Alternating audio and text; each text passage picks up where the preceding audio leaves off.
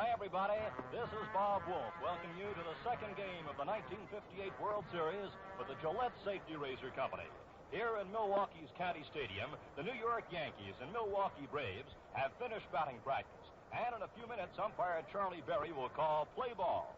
To thank you for using its products, Gillette presents this and other feature sports attractions the year round, including the World's Invitational Match Game Bowling Championships, the Blue-Gray Football Game, the Rose Bowl Game, the Kentucky Derby, the All-Star Baseball Game, and the top fight of the week every Friday night. The weather is sunny, bright, warm, and pleasant, just right for baseball. Temperature right now is about 60 degrees, and it should be going up into the mid-60s by the time this ball game is underway. Another capacity crowd is on hand. For the second game of this 1958 World Series, the defending world champion Milwaukee Braves against the American League pennant-winning New York Yankees. This second game shapes up with as many dramatic possibilities as yesterday's opener, won by the Braves in a 10th-inning single by Bill Bruton, the same Bill Bruton who last year at this time was lying in a hospital, watching his teammates win the series without him because he was undergoing surgery to correct a knee injury. Bruton came off the bench to pinch it in the 9th inning yesterday, stayed in the game, and in the 10th delivered the hit, which made a 4-3 winner of the great Milwaukee southpaw Warren Spahn. To try to make it 2 in a row for the Braves today, manager Fred Haney has nominated the famed Yankee killer of the 57 World Series, Lew Burdette. Hoping to end Burdette's mastery of New York and even the series, Yankee manager Casey Stengel has put the finger on his ace right-hander, Bullet Bob Turley. The two pitching rivals both enjoyed their greatest seasons in 1958.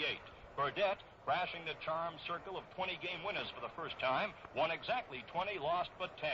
After a slow start, he rallied in July, won 11 out of 13 decisions in one hot streak, and comes into the series on the crest of a torrid pitching pace set in September. Turley also had his best season, topping 20 victories for the first time, winning 21 games and losing only 7. Turley completed 19 games in which he was the starter. He won as many games this season as any Yankee pitcher of the last 24 years. Turley, like Burdette, also pitched fine ball in the 57 World Series. He was a 3-2 victor over the Braves in the 6th game, and it was his victory which sent the series into the 7th game, won by Burdette and the Braves. There's an ironic twist to the Burdette story. The amazing West Virginian was traded away to the Braves by New York in 1951. He came back to haunt the New Yorkers in 1957. Burdette it was who, after the Yankees won the first game of the series, pitched the second game, and even the score for Milwaukee, beating Bobby Shantz in a 7-hitter 4-2. Later, it was Burdette who pitched the Braves into a series lead of 3-2 as he defeated Whitey Ford 1-0 on another 7-hitter.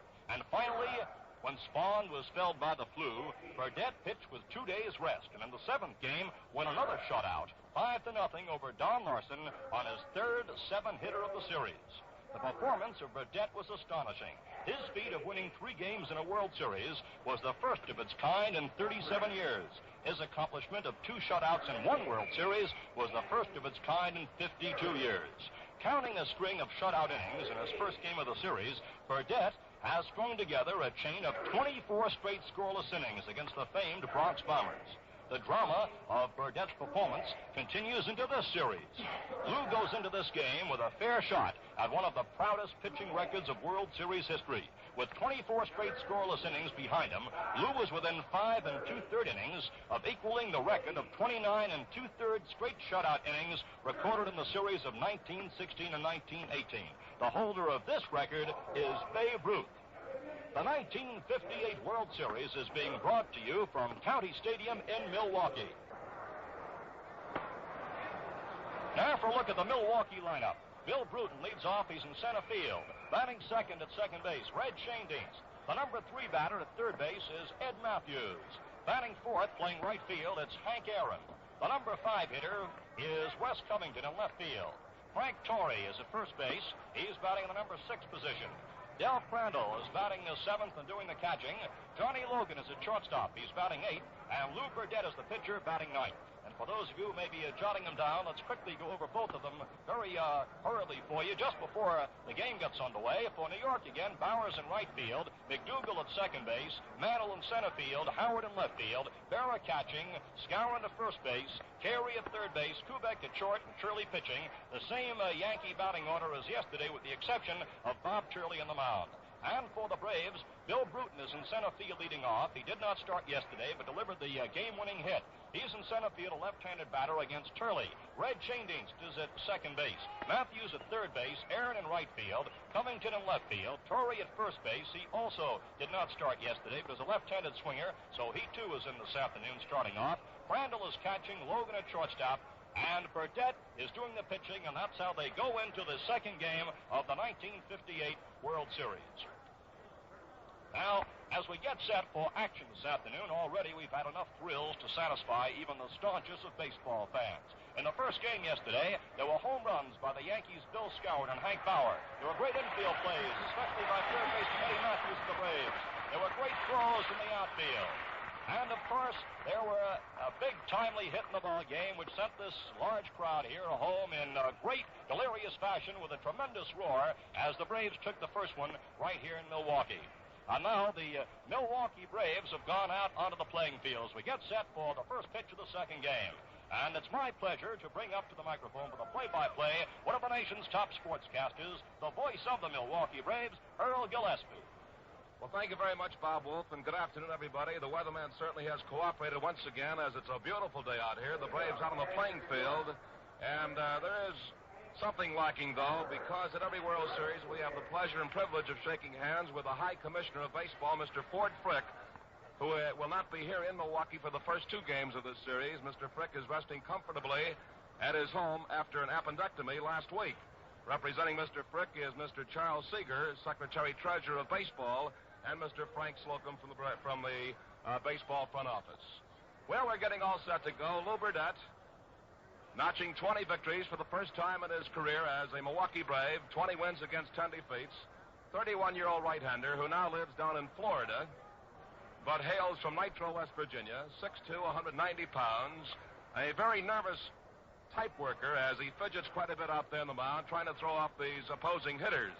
Crandall fires the baseball to second base. In the outfield for Milwaukee, it is Wes Covington in left, Billy Bruton in center field, and Henry Aaron in right.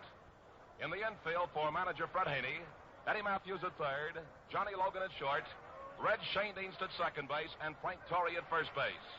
On the mound, Lew Burdette, and behind the plate, Del Crandall. The umpires, Charlie Berry of the American League is calling the balls and strikes. Gorman of the National League at first, Flaherty of the American League at second, Barlick of the National League at third base, Frank Humont of the American League down the left field line, and Bill Jakowski of the National League down the right field line. Hank Bauer in the batter's box. Here is the first pitch, and it's a strike call. The second game is underway.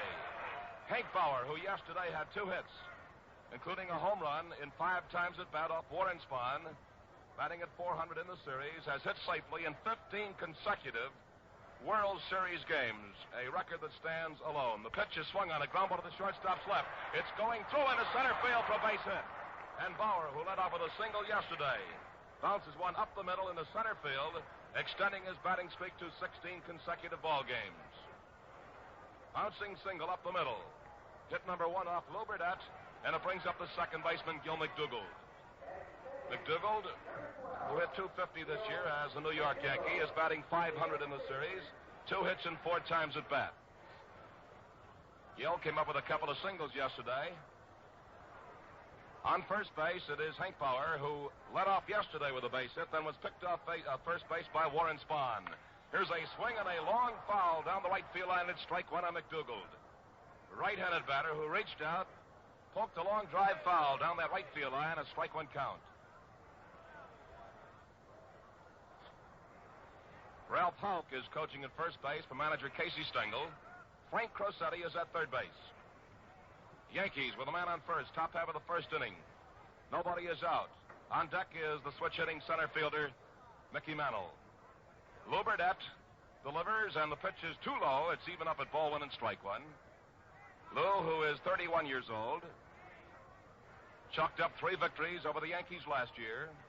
4-2, 1-0, and 5-0, and has 24 consecutive scoreless innings going for him in his first appearance here in the 1958 series.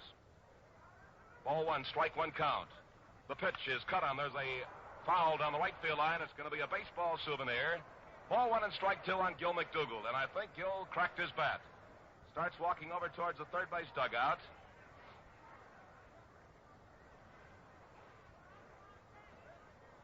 Well, the responsibility of evening the series rests squarely on the shoulders of Bob Turley, who was a 21-game winner this past season. Big, strong right-hander, 6'2" and 215 pounds. Ball one and strike two. We have about the same type wind as yesterday, blowing from right to left at approximately 10 miles an hour. It will help a strong right-handed batter. Runner on first base takes the lead. The pitch is in too close. And the count is even at ball two, strike two. Gil McDougald, 30-year-old second baseman, who has proved his versatility for Casey Stengel. Gil has asked to look at the baseball as the Yankee hitters, no doubt, are watching very carefully to see if Mr. Burdette will doctor up the ball. This is nothing new to Lew, as he's been challenged many times by opposing hitters in the National League. Ball two, strike two. Bauer leads off first. Pitch cut on a ground ball to the third baseman. A high chopper. This is going to be a close play. Over to first base. A bad throw. Gets by Torrey. Here is Bauer rounding third base and being held up as runner McDougald goes to second base. A low throw that Torrey cannot dig out of the dirt. And the Yankees have runners on second and third with nobody out. That was a high chopper. One of those tantalizing type plays for an infielder. And Matthews set back on the ball, waiting for that big hop. Made the bad throw, and that's going to be an error on the throw by Eddie Matthews. So Milwaukee comes up with his first error in the series. And it certainly puts Lew Burdette in a jam as the Yankees have runners on second and third and nobody out. And the batter is center fielder Mickey Mantle, who is going to receive an intentional walk, and will bring up Elston Howard. An intentional walk is being given to Mickey Mantle, a .304 hitter this year, leading home run hitter in the American League with 42. 97 RBIs, and Mickey was blanked yesterday by Warren Spahn, 0 for 3. As the Braves go to percentages here with Mantle batting left-handed, they hope to set up a double play situation. First base open. There is ball four. Mickey moves down the first base line. And so a base hit by Bauer. A throwing error by third baseman Eddie Matthews, putting runners on second and third. And a walk to Mickey Mantle have loaded the bases here at Milwaukee County Stadium. And the batter is left fielder Elston Howard. Howard is looking for his first base hit of the series, 0 for 5. Strong right-handed swinger who cracked out 11 home runs for the Yankees this summer. Drove in 66 runs. The outfield is playing him around to the left. The infield is playing deep with the exception of Matthews and Torrey. Logan and Schoendienst are back hoping for that double play ball. And a left-hander, Juan Pizarro, begins throwing in the bullpen for the Braves. Here's a swing and a double foul. Ball bounced up off the plate, and as Howard cut around hard, the ball hit up off his bat and bounced down the first base side. Strike one count on Elston Howard.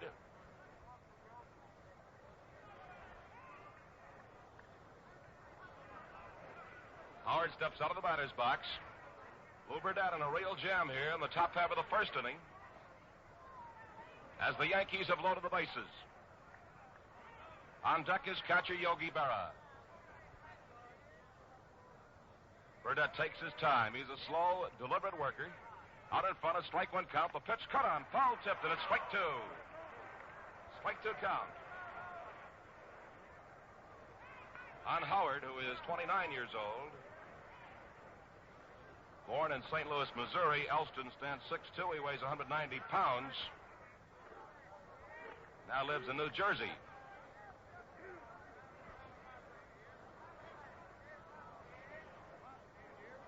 Strike two count on Elston Howard.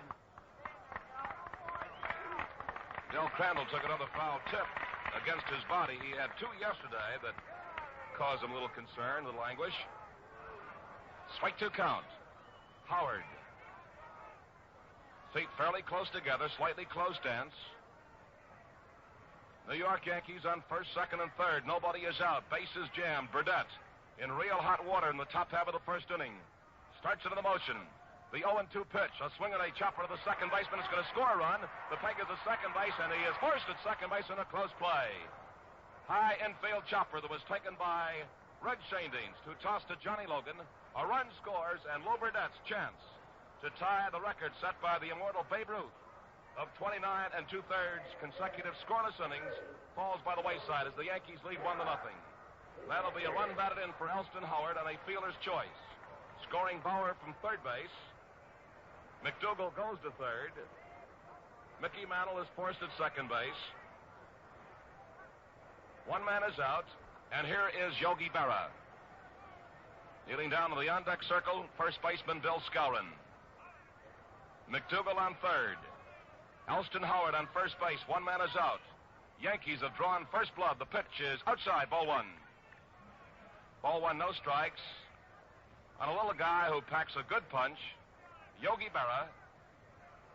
Yogi yesterday came up with a couple of base hits and 4 times at bat, so he's hitting .500. On the season, batted at .266, but walloped 22 home runs and drove in 90 runs. Playing a very important part in the Yankees American League pennant clincher. Here's the stretch by Lew Burdette. He delivers. The pitch is low and outside. It's ball 2, 2-0. Lew Burdette with that good sinker, but got it too low. Ball 2, no strikes. 21-year-old southpaw Juan Pizarro is throwing in the right center field bullpen for manager Fred Haney.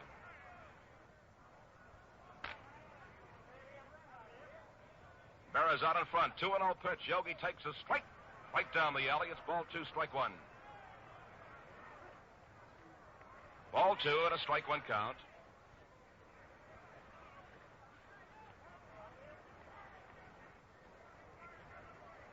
Yankee runners perched on first and third base. New York leading 1-0, top half of the first. Burdette, who just yelled down at Del Crandall, goes up into the stretch, arms down. The pitch is cut on. There's another high chopper to the second baseman. Take the second base out over to first base, and a double play and clears the side. A quick double play in the first of the 1958 World Series. Schoendienst to Logan to Torrey. 1 run, 1 hit, 1 error. 1 man was left on base. And the score is New York 1, Milwaukee 0. Well, yesterday, a veteran, Warren Spahn, defeated the New York Yankees. Spahn is 37 years old, but Enos Country Slaughter, one of the great players in the history of both the National and the American Leagues, is 42 years old, still active on this Yankee squad. You know, Slaughter's first World Series was 17 years ago, and that's almost as long as Gillette has been broadcasting this fall classic. This is Gillette's 20th. To celebrate the event, they've come up with a World Series special that's bigger than any they've ever offered. For just 79 cents, you get a Gillette one-piece TV razor, dispenser of Gillette Blue Blades, and styrene travel case. How's that for a buy? Save yourself some money right now. Replace your old razor with a modern Gillette. Convenient and fast, you change blades with a twist, rinse, clean in a jiffy. But most important, your guaranteed peak shaving comfort. Clean, refreshing shaves that give you a lift. First chance you get, stop in at a nearby store and pick up a Gillette TV razor set. Just 79 cents for the razor, dispenser of Gillette Blue Blades, handy travel case while they last.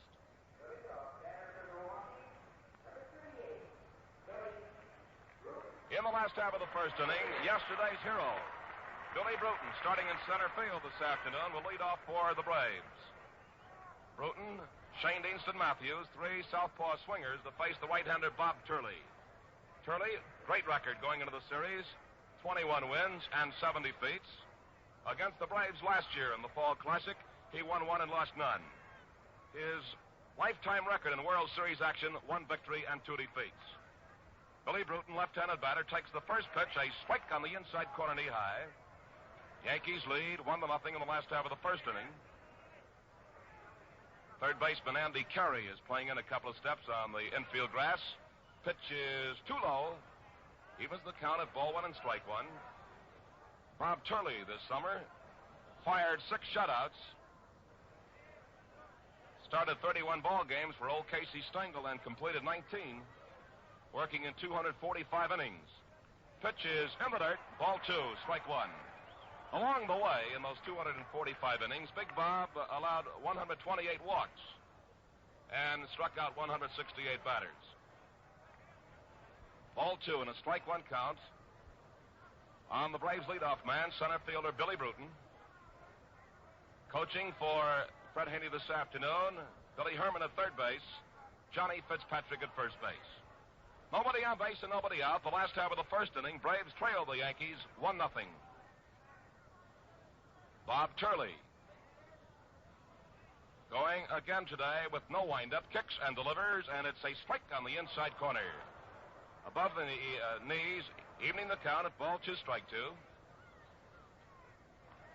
And down the left field line here at Milwaukee County Stadium, it is 320 feet, while down the right field line, it is 315. Pitch is too low. Full count, 3-2. In straightaway center field, it's 402 feet. In deep left center, 394, and in deep right center field, 394. And once again, of course, this ballpark is jammed to capacity. Ball 3, strike 2. Bruton deep in the batter's box, swings, there's a drive back in the right field. Going back towards the wall is Hank Bauer, and that one is a home run.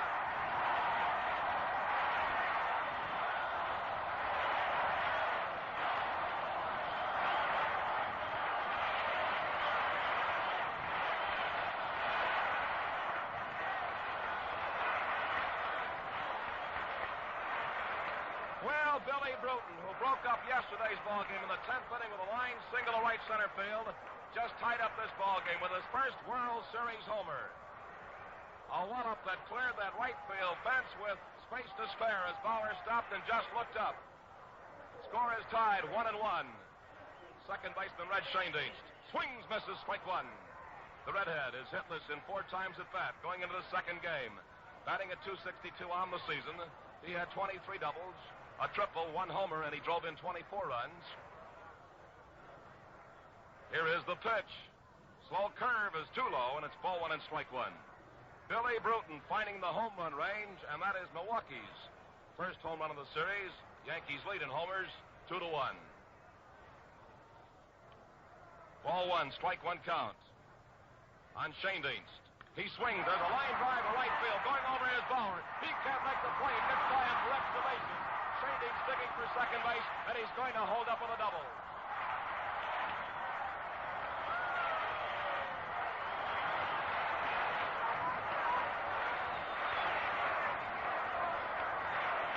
That ball took a crazy hop away from Hank Bauer.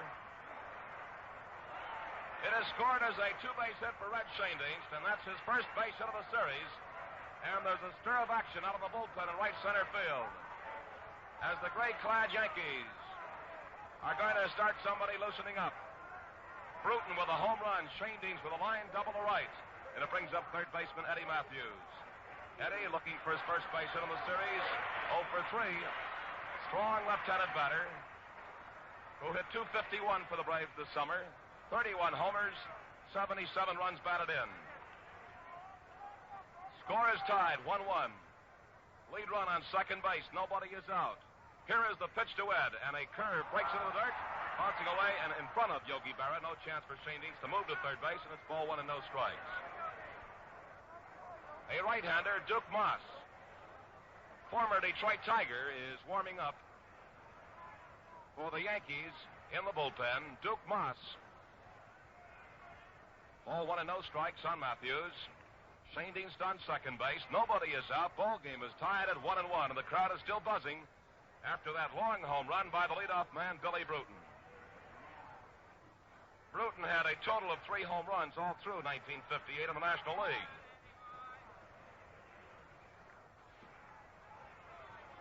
Ball 1, no strikes on Matthews. The right-hander, Bob Turley, into the stretch.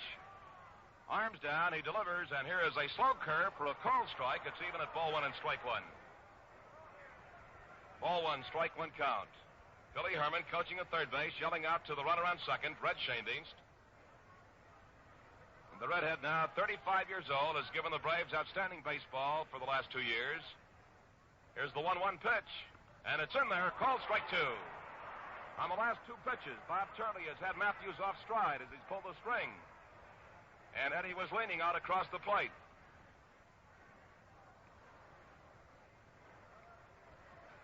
Ball 1 and strike 2. Matthews in the hole. Turley into the stretch. Here's the 1-2 pitch, and it's strike 3. He is called out. Eddie Matthews takes a breaking pitch below the belt on the inside corner, and that is strikeout number 1 for Bob Turley. Batter is right fielder Henry Aaron. Aaron came up with a double off the right field screen yesterday that just eluded Hank Bowers. Leaping grasp. Aaron had 1 for 4. He's hitting .250. Finished with a .326 average this year. 30 homers and 95 RBIs. Runner on second base and 1 out. A slow curve breaks low and outside. It's ball 1 and no strikes. Charlie Berry of the American League is behind the plate this afternoon. Ball 1, no strike count. Yankee outfield is deep to the left for Henry. The infield is just about straight away, although second baseman Gil McDougald is shading Aaron over towards second base. The 1-0 pitch. That is a strike on the outside corner, right around the letters. Now the breaking pitch, and it's ball 1 and strike 1. Ball 1, strike 1 count. The wind seems to have shifted a wee bit as the flags indicate that it's blowing more out towards left field than from right field to left. Ball 1 and strike 1. Score tied 1-1, the last half of the first inning. Milwaukee County Stadium, the scene of action. Second game of the World Series. Braves took the opener in 10 innings, 4-3 yesterday, behind Warren Spahn, with Reinald Duran, the losing pitcher. Into the stretch goes Bob Turley. 1 man is out. The pitch is in too close. Ball 2 and strike 1. On deck is Wes Covington.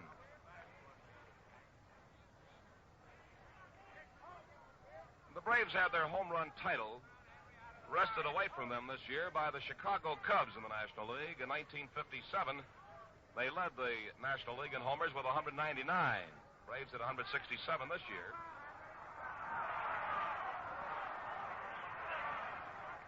Ball 2 and strike 1 the count.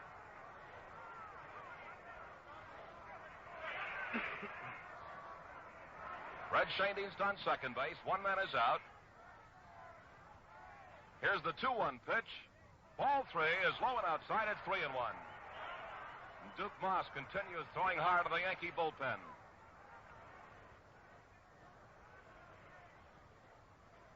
Bob Turley trying to weather the storm in the last half of the first. Ball 3, strike 1. 1 man is out. Here's the pitch, and it's ball 4. So Turley gives up his first walk. Bob, who issued 128 walks during the season, walks Henry Aaron on 5 pitches. Puts a runner on first base. Henry Aaron, a runner on second base, Red Schoendienst. 1 man is out. Score tied 1-1, and here is the left fielder, Wes Covington. Wes is looking for his first series base hit. 0 for 4. Casey Stengel is standing on the edge of the steps in the third base dugout. Bob Turley's first pitch. Too low with a slow curveball. It's ball 1 and no strikes. So Bob Turley, who is trying to get this side out here in the last half of the first inning without any further damage, has to be very cautious right now. On an explosive left-handed batter, Wes Covington. Runners on first and second base. 1 man is out. Here's the 1-0 pitch. And that's a strike on the outside corner knee high. Slow breaking pitch, and it's even at ball 1 and strike 1. These two teams will be leaving Milwaukee after today's ball game. Tomorrow is an off day, a travel day, and on Saturday, the third game of the series will be played at Yankee Stadium. Neither manager, by the way, would give their starting pitchers for Saturday, Casey Stengel or Fred Haney. Ball one, strike one. Runners lead off first and second base. Here is a slow curve that's too low. Covington was going to swing, held up, and it's ball two. Ball two, strike one. Wes, who turned out to be one of the defensive stars in the 1957 series with two great catches, one at Yankee Stadium and one here at Milwaukee County Stadium, has been hobbled by a knee injury all season. Turley glancing back over the right shoulder. 2-1 pitch. Ball three, it's inside. Now it is 3-1, and a bad pitch will load him up and bring up the first baseman, Frank Torrey.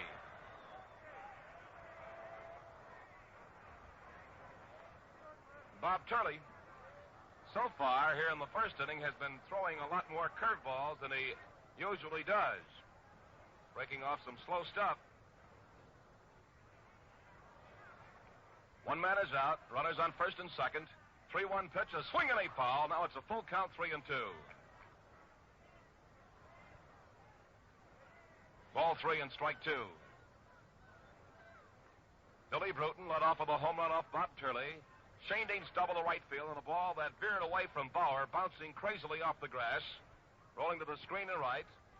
Matthews was called out on strikes. Aaron drew a walk on a 3-1 pitch. And that's where this ball game stands right now. Tied 1-1.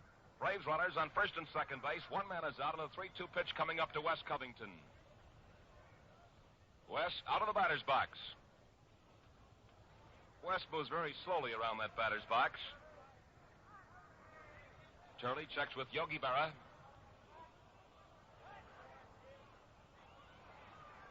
Ball three, strike two. There's the stretch.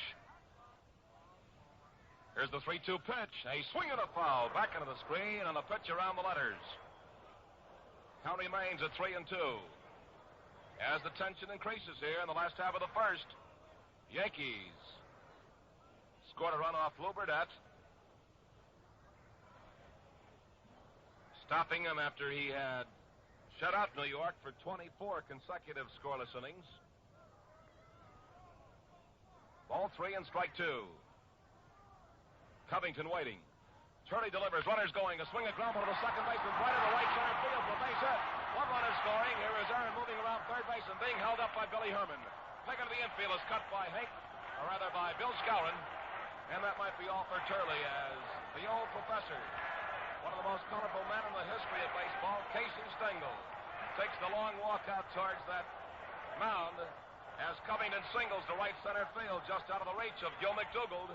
Scoring Shane Dean from second base, moving Aaron around to third.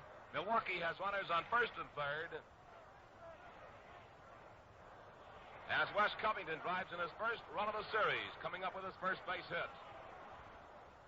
And the Braves take a 2-1 lead over the New York Yankees.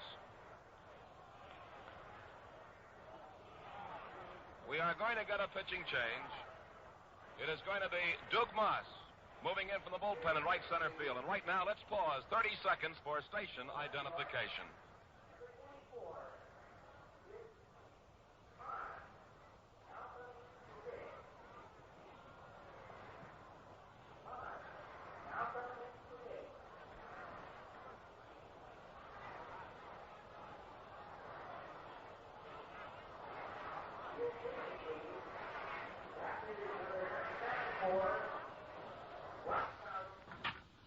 When you shop for a mixer, remember, Saratoga Vichy is the real Vichy. The Saratoga Vichy Company does not make Vichy, they bottle it right from the pure waters of the Vichy spring. Get the yellow label, yellow label, yellow label, yellow label. Saratoga Vichy, the real Vichy. Folks, prepare for the dangerous winter driving ahead. Buy safe Goodyear Suburbanite winter tires with a lifetime guarantee from Albert E. Oliver, Incorporated, Albany, New York. Started 20 games and came up with 5 complete games, giving up 48 walks and had 71 strikeouts. So he is going to replace the Yankee starter, Bob Turley, who now moves across the third base foul line, heading for the Yankee dugout. That'll be all for Bob Turley. And we see the right-hander Duke Moss talking with Casey Stengel and Yogi Berra. Moss stands 5'10", weighs 165 pounds. He's 27 years old. Born in Utica, Michigan. Now lives in Madison Heights, Michigan. And he's smoothing out the dirt on the mound.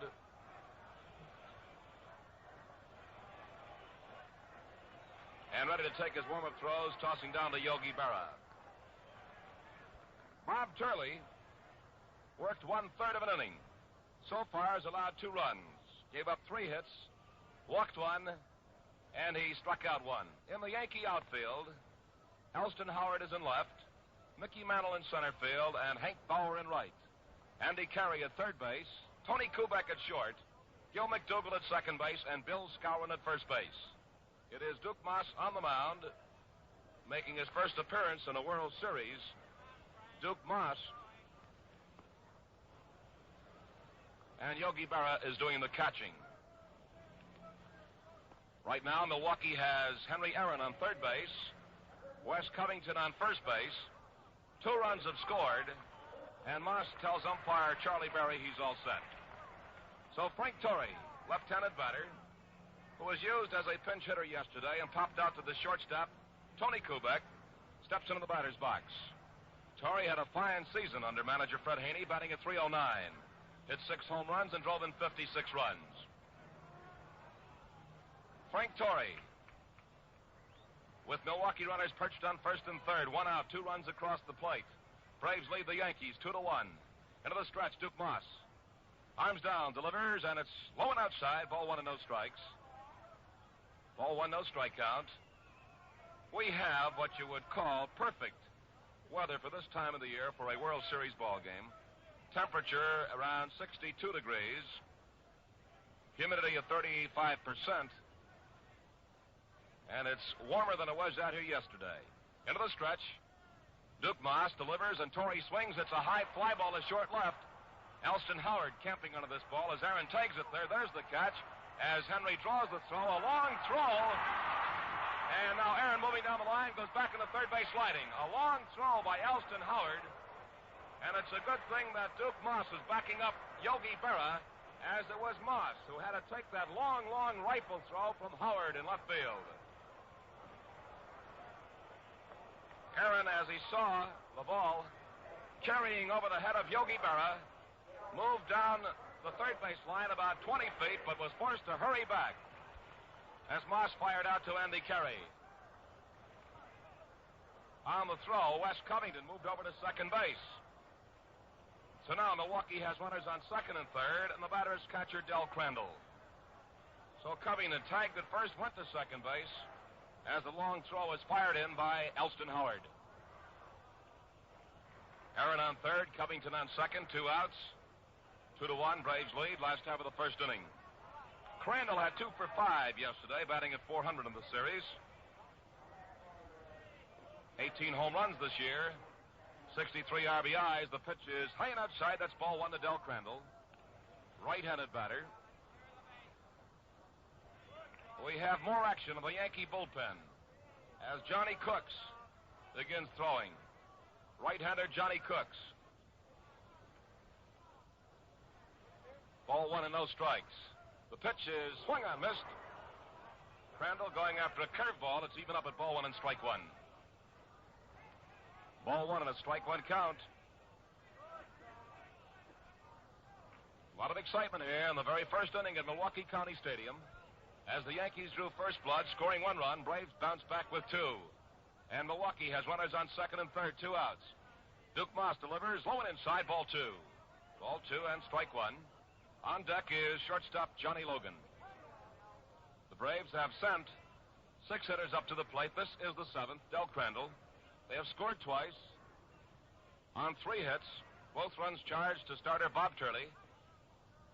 And Duke Moss is trying to take the Yankees out of further trouble here in the last half of the first inning. 5'10" right-hander. Into the motion. 2-1 pitch, a swing and a liner foul down the left field line. Ball 2 and strike 2. Line foul as Crandall was out in front of the pitch. The New York outfield plays Crandall deep and around the left. So does the infield with Gil McDougall about a step out on the outfield grass and lined up with right center field.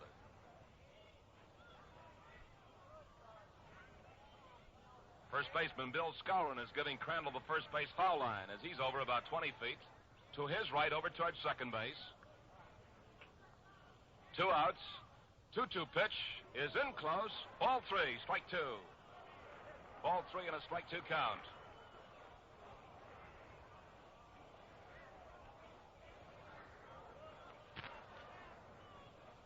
Three and 2 on catcher Del Crandall.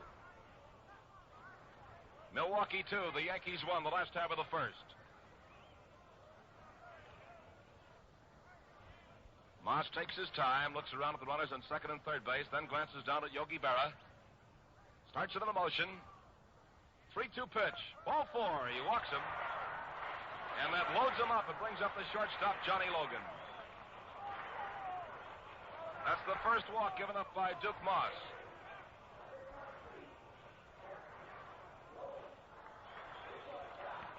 And now Milwaukee has loaded the bases with Aaron on third, Covington on second base, Crandall on first base. There are 2 outs. Shortstop Johnny Logan, who his first time up yesterday crashed a double down the left field line, had 1 for 4 for his afternoon's work.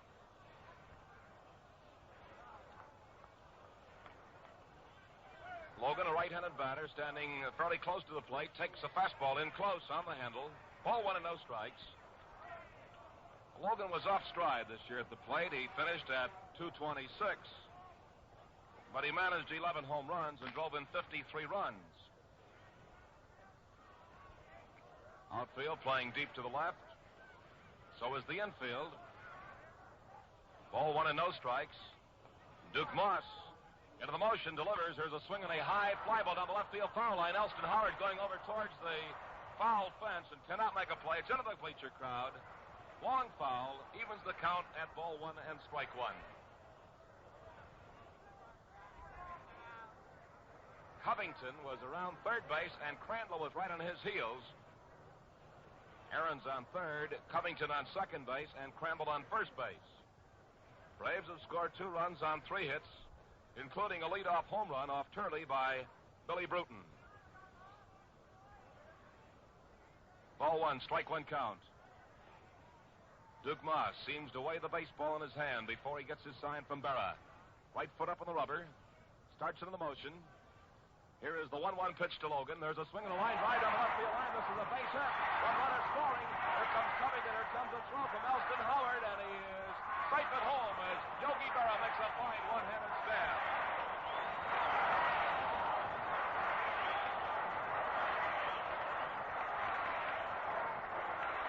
Shortstop Johnny Logan comes through with a big base hit, a bases-loaded single down the left field line. As the Braves score 2 more runs.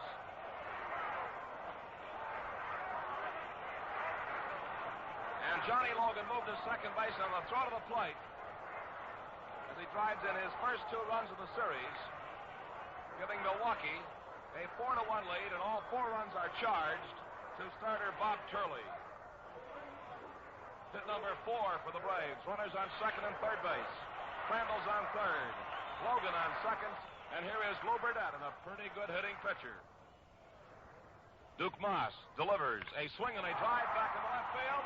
Going back a long way towards the wall. Back, it is off the wall. It's a home run.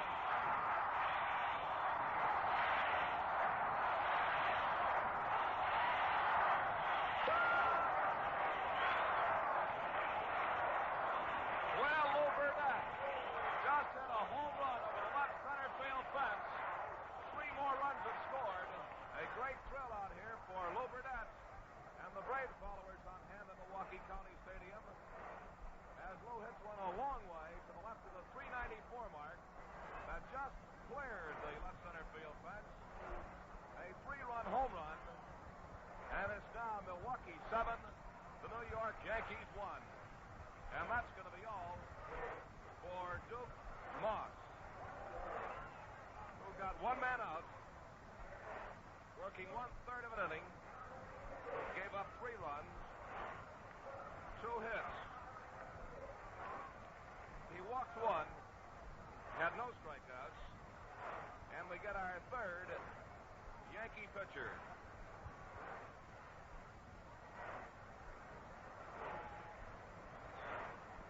A right-hander is moving in. A new all-time series record has just been established by the Milwaukee Braves. 7 runs in 1 inning. The previous record was 6. As Milwaukee now enjoys a 7-1 lead, and Johnny Cooks moves in from the bullpen. Johnny Cooks.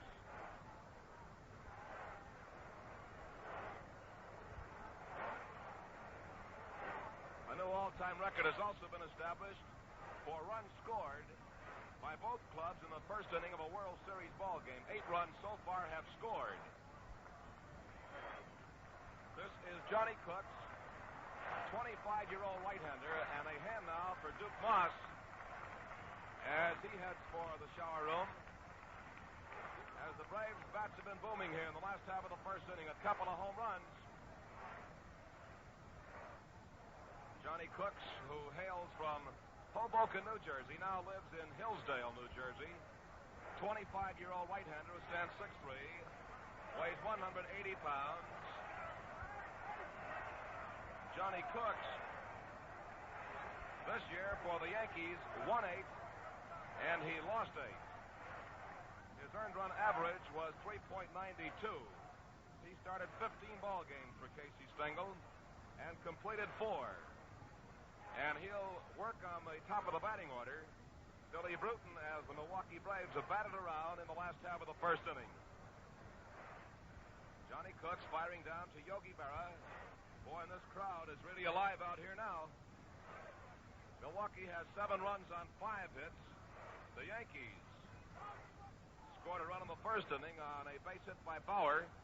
A throwing error by third baseman Eddie Matthews, which put runners on second and third base. Mickey Mantle was then walked intentionally, and Howard, on a fielder's choice, drove in the Yankee run with Bauer crossing home plate. This, by the way, going back, if you're a figure filbert, is the Milwaukee Braves' biggest rally of the 1958 season.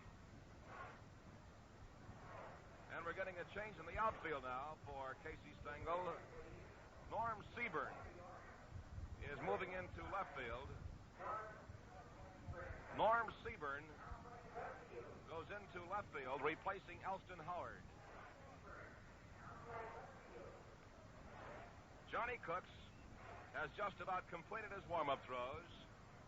And the leadoff man, Billy Bruton, who belted a Turley pitch over the right field fence, is up for the second time in the inning. 2 outs and nobody on base. On deck, it's Red Schoendienst. Johnny Cooks checks his sign with Yogi Berra. Outfield about straight away for Billy Bruton. Third baseman is playing in close. Here's a swing and a foul. First base side, that'll be out of play, and it's strike 1. Score, Milwaukee 7 and the New York Yankees 1. We're in the first inning. Billy Bruton out of the batter's box, looking down at Johnny Fitzpatrick. Johnny Cooks starts into the motion. Tall, lanky right-hander fires in close, and it's even up at ball 1 and strike 1. Ball 1, strike 1 counts. So now the Yankee outfield has Seaburn in left, Mantle in center field, and Bauer in right. Pitches outside, ball 2, 2-1. 2 outs. The Braves have nobody on base as Lew Burdette cleared him a 3-run home run off Duke Moss. 2-1 pitch to Billy Bruton. A swing and a foul is off to the left. It'll be out of play, and it's even up on Bill at 2-2. Ball 2 and a strike 2 count.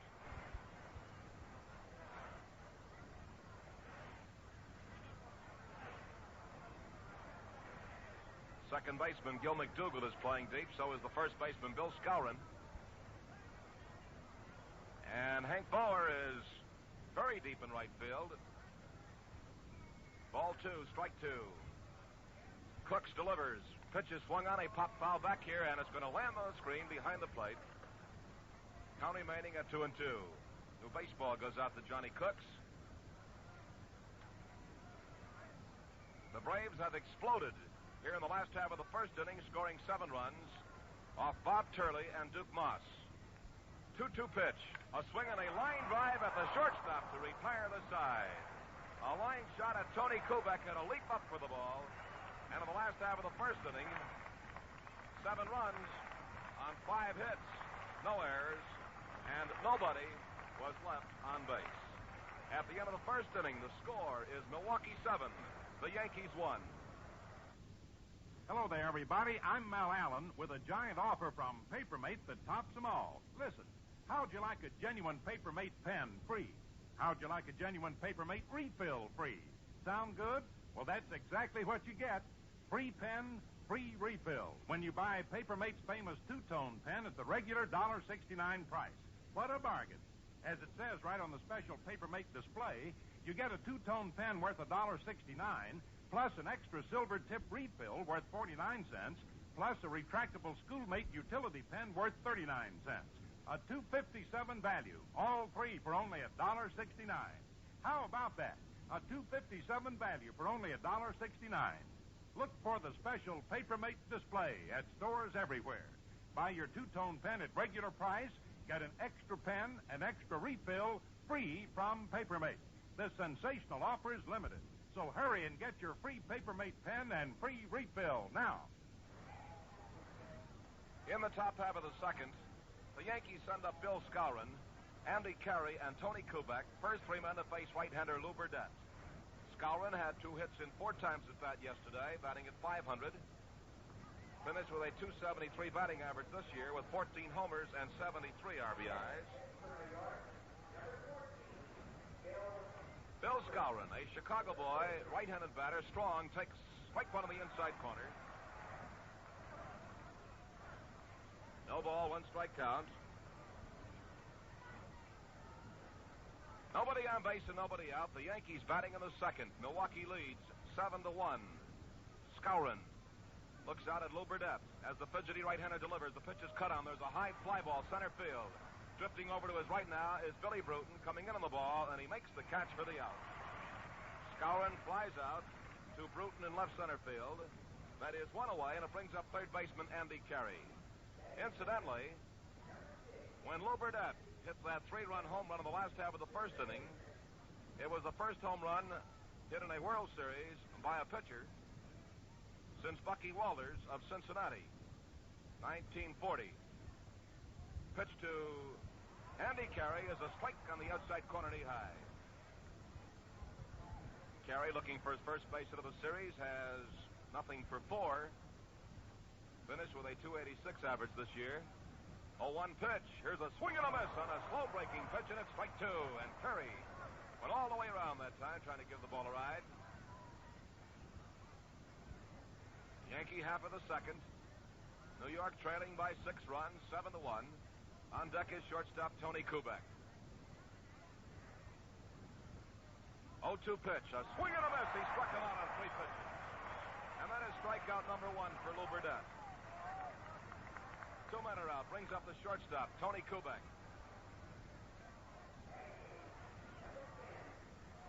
A left-handed batter. Kubek was hitless yesterday against Lawrence Bond, 0 for 4. Tony, who stands 6'3", weighs 190 pounds, only 21 years old. Left-handed batter. First pitch is too low, and it's a ball. Ball 1 and no strikes. Ball 1, no strike count. 2 men are out. Nobody on base in the second. Ball 1, no strike count on Tony Kubek. Outfield is shaded slightly towards right for Tony. 1-0 pitch. And it's low and outside. Ball 2 as Kubek looked like he was going to try to bunt. Took the pitch too low. Ball 2, no strikes. Kubek, during the off-season last year, played a little basketball with some of the Milwaukee Braves around the Midwest. 2-0 pitch. And that's a strike letter high on the inside corner. Ball 2 and strike 1. Ball 2 and a strike 1 count. Burdette has gotten the first 2 Yankees, scouring on a fly ball to Bruton in left center. Terry on 3 pitches, a strikeout victim. Here's a swing and a high foul, third base side. And a baseball souvenir as the count is even at ball 2 and strike 2.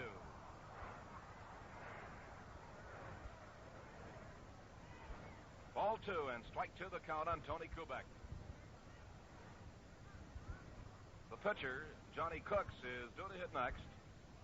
On deck is leadoff man Hank Bauer. 2-2 pitch. Curve is low and inside. It's ball 3.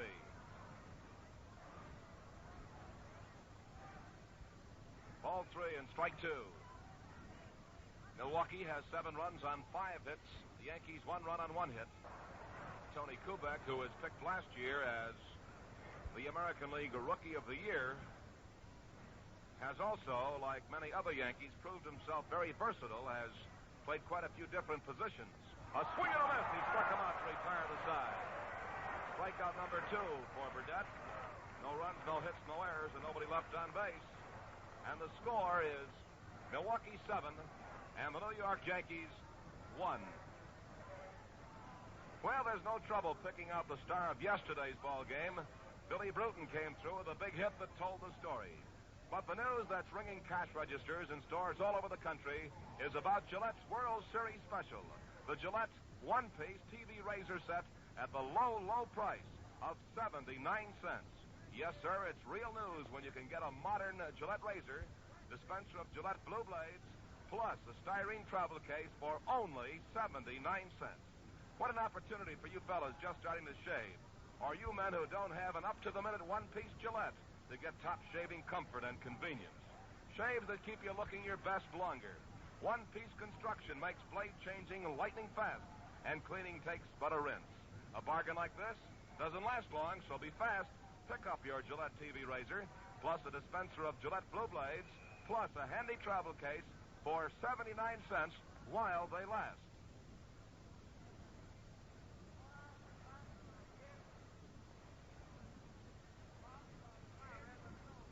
The second game of the 1958 World Series moves on to the last half of the second, with Milwaukee leading the New York Yankees 7-1.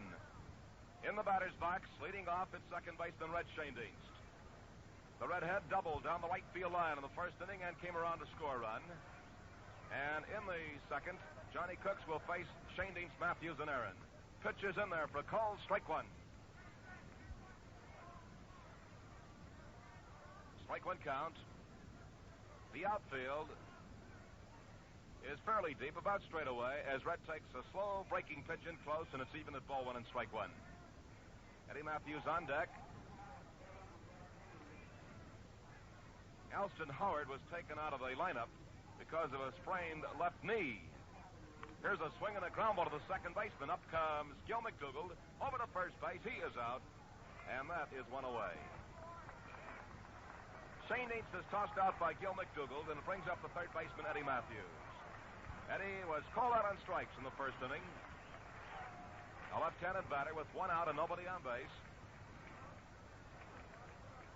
Once again, that wind seems to have shifted around. Here's the pitch. There's a swing and a chopper foul. Down the first base line, it's fielded by the first base coach, Johnny Fitzpatrick. Just a few seconds ago, the wind looked like it was moving in from right field right down towards home plate, instead of across the outfield from right to left. No ball, 1 strike count on Matthews. We're in the last half of the second. Braves lead the Yankees 7-1. Right-hander Johnny Cooks delivers, and it's over but low, and that's a ball. So it's even up. Ball 1 and strike 1. On deck is the Braves' right fielder, Henry Aaron. Ball 1, strike 1 count. Cooks, the third pitcher used by manager Casey Stengel, fires a strike as Matthews watched it go by, and it's ball 1 and strike 2.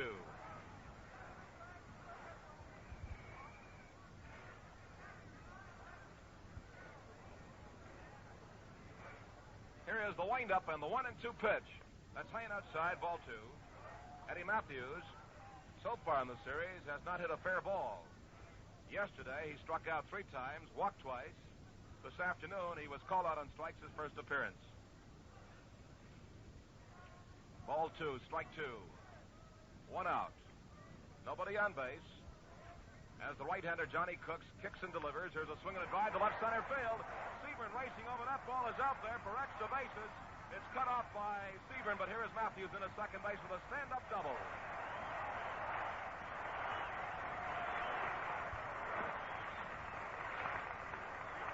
Now that is hit number 6 for the Milwaukee Braves, and their 4th extra base hit of the 6. They have 2 home runs, 2 doubles, and 2 singles. A runner on second base. 1 man is out as Eddie Matthews comes up with his first series base hit. A booming double to left center field. Brings up the right fielder, Henry Aaron, who walked and scored in the first inning. Aaron standing deep in the batter's box, almost a straightaway stance, slightly closed. Runner on second base, and Aaron swings. It's a high chopper to the second baseman's left. Over is McDougald. Throws to first. He is out as Matthews moves around to third base. So Gil McDougald has taken care of 2 Milwaukee hitters here in the last half of the second. Shane Deans and Aaron.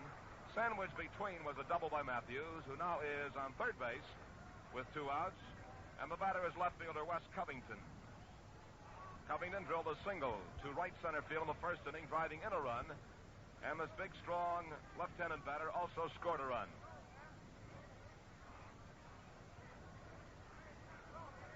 Two outs. Eddie Matthews on third base. Johnny Cooks, right foot up on the rubber, gets his sign from Berra. And a time is called as Covington, who hates to wait, steps out of the batter's box.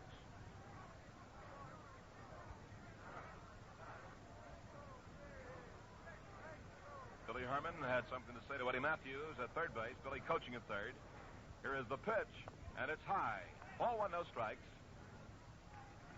Ball 1 and no strikes to count. We're in the last half of the second at Milwaukee County Stadium. Second game of the series, with the Braves leading 7-1. Johnny Cooks, very slow worker, starts into the motion, delivers, and there's a swing and a ground ball in the center field for a base hit. Here's a run scoring, and it's 8-1 as Covington drives in his second run of the afternoon. A changeup, and Wes was waiting for it. Pounced on it like a cat with a hard smash into center field. And Milwaukee now has an 8-1 lead as Covington is 2 for 2 with 2 RBIs.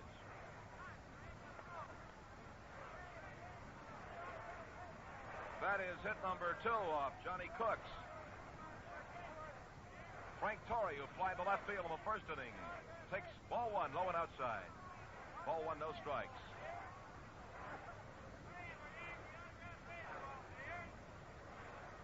Milwaukee out in front of New York right now, 8-1, with a runner on first base and 2 outs. The pitch is cut on. There's a ground ball to the second base. McDougald picks it up, throws to first. He's out, and that retires the side. So in the last half of the second, Milwaukee scores 1 run on 2 hits. There were no errors. 1 man was left on base, and at the end of the second inning, the score is Milwaukee 8, New York 1.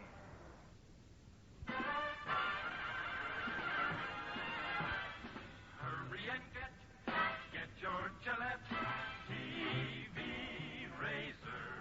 Just 79 cents, man, what a buy. And we'll tell you it's in short supply. So hurry and get your Gillette TV razor. Go get one fast and be in luck. Just 79 cents instead of a buck.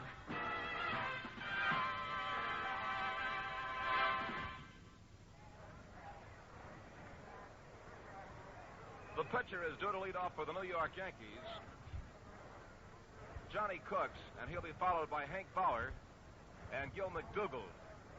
And evidently Cooks is going to hit because manager Casey Stengel has nobody loosening up in the bullpen in right center field. Braves scored a run off Cooks in the last half of the second and enlarged their lead to 8-1. Lew Burdette taking his warm-up throws. Pegged to second base by Crandall. Cooks has yet to move out of that Yankee dugout on the third base side, although Bauer is waiting on deck. Lew Burdette, one of the most colorful guys in the National League, is ready. You know, Lew, when he's out on the mound, he's talking to the pitcher, or to the catcher, rather. He's yelling down at the hitters, and he's talking to his infielders, and he might even yell something to the crowd once in a while. He says it helps him relieve any tension that might build up out there in close situations. But it's amazing at times when it's quiet in a ballpark how you can hear, if you're close by, Lew yelling down at that hitter or his catcher. Well, there's Johnny Cooks. Johnny took a lot of time moving out of the dugout. He's up there now, right-handed batter. Outfield is playing him around to the left, about medium. Here is a strike on the inside corner, knee high. Medium in depth. Infield straight away, with the exception of Shane Dees. He's shading him a little bit towards his right, and so is Frank Torrey. Strike one count on Johnny Cooks. Yankees batting in the top of the third. Burdette delivers. Pitch is cut on miss. Strike two. Strike two the count. Whitey Ford yesterday looked very, very sharp. Ford had 8 strikeouts as he sailed along, but got in trouble in the late innings. 8 strikeouts in 7 innings. Curve breaks low outside. It's ball 1 and strike 2. Ball 1 and strike 2. The leadoff man for the Yankees here in the top half of the third is pitcher Johnny Cooks. Burdette reaching down for the rosin sack. Lew goes through many, many motions on the mound. Starts into the motion, kicks up his left leg and delivers. The pitch is cut on foul back behind the plate. Ball 1 and strike 2. On the New York pitcher, Johnny Cooks. And in case you're just joining us, Milwaukee jumped off to a 7-1 lead in the first inning. Added a run in the last half of the second. And the Braves had the New York Yankees 8-1 here in the third. 1-2 pitch. That is high, and it's ball 2. Ball 2, strike 2. Burdette relies mostly on breaking stuff. His delivery, 3/4 arm delivery, and sometimes from the side, it gives that baseball a natural tendency to dip, or what the pitchers will call a sinker.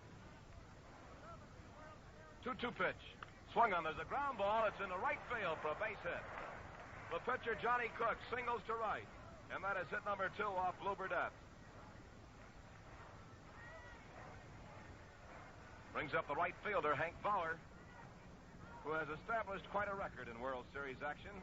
When Hank singled to center field in the first inning, that meant that he had extended his batting streak in World Series action to 16 consecutive ball games.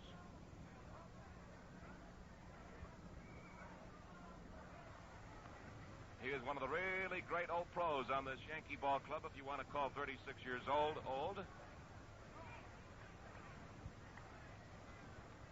Bauer, who's been around quite some time now, is appearing in his 9th World Series. Runner on first base. Nobody is out. The pitch to Hank. A swing, a ground ball to the shortstop. Might be 2. Over to second base, out. Over to first. A double play. And it's 2 away in the third. A double play. Logan to Shane Dees to Torrey. And that double play is number 2 for the Braves. As a double play in the first inning killed off a Yankee rally, a budding rally, after they had scored 1 run. And had runners on first and third base when Berra hit into a twin killing. Shane Dees to Logan to Torrey. Now here's Gil McDougall with 2 outs and nobody on base. Right-handed batter. Takes the first pitch, breaks outside a ball. Ball 1 and no strikes. On deck is center fielder Mickey Mantle. The pitch. McDougall looks at a ball 2. It's outside, 2-0. Ball 2, no strikes. Red Shane Dees turning around, peering out of that scoreboard in right center field. 2-0 the count on Gil McDougall, who was safe on a throwing error by Eddie Matthews in the first inning. That led to the run off Lew Burdette. 2-0 pitch. In there, called strike 1. It's 2-1. Working the foul lines this afternoon, the boys in blue are Frank Umon of the American League down the left field line, and Bill Jakowski of the National League down the right field side. 2-1 pitch. Swung on a line drive down the right field line. This is a foul ball. A liner foul. Off the bat of Gil McDougald. And it's even up at ball 2 and strike 2. Hitting to the opposite field. That ball has that natural spin. If you're a golfer, that'll be called a slice, hitting that direction. Slicing off to the right, and a foul by about 10 feet. Ball 2, strike 2. 2 outs, nobody on base. In the third, Yankees trail 8-1. The pitch is cut on. There's a ground ball to the shortstop. Logan takes the big hop over to first base. He is out, and New York is 3 up and 3 down. No runs and 1 hit, no errors, nobody left on base, and the score is Milwaukee 8, New York 1. Well, just about everybody catches a few innings of every series game, and it seems like just about everybody got the message about Gillette's World Series special, because all stores all over the country are reporting a land office business for the Gillette TV razor set at 79 cents. At this rate, they won't last long at this bargain price. 79 cents for a modern Gillette TV razor, dispenser of Gillette Blue Blades, plus a styrene travel case. The precision-engineered Gillette TV razor guarantees you real shaving comfort, clean shaves, fast shaves that keep you looking your best hours longer. One piece, a twist of the handle and you change blades fast, rinse clean in a jiffy. Double-edged tool for double economy. So fans, look for the Gillette TV razor display at your favorite store. Get one for yourself or buy them as gifts while this dollar value is only 79 cents.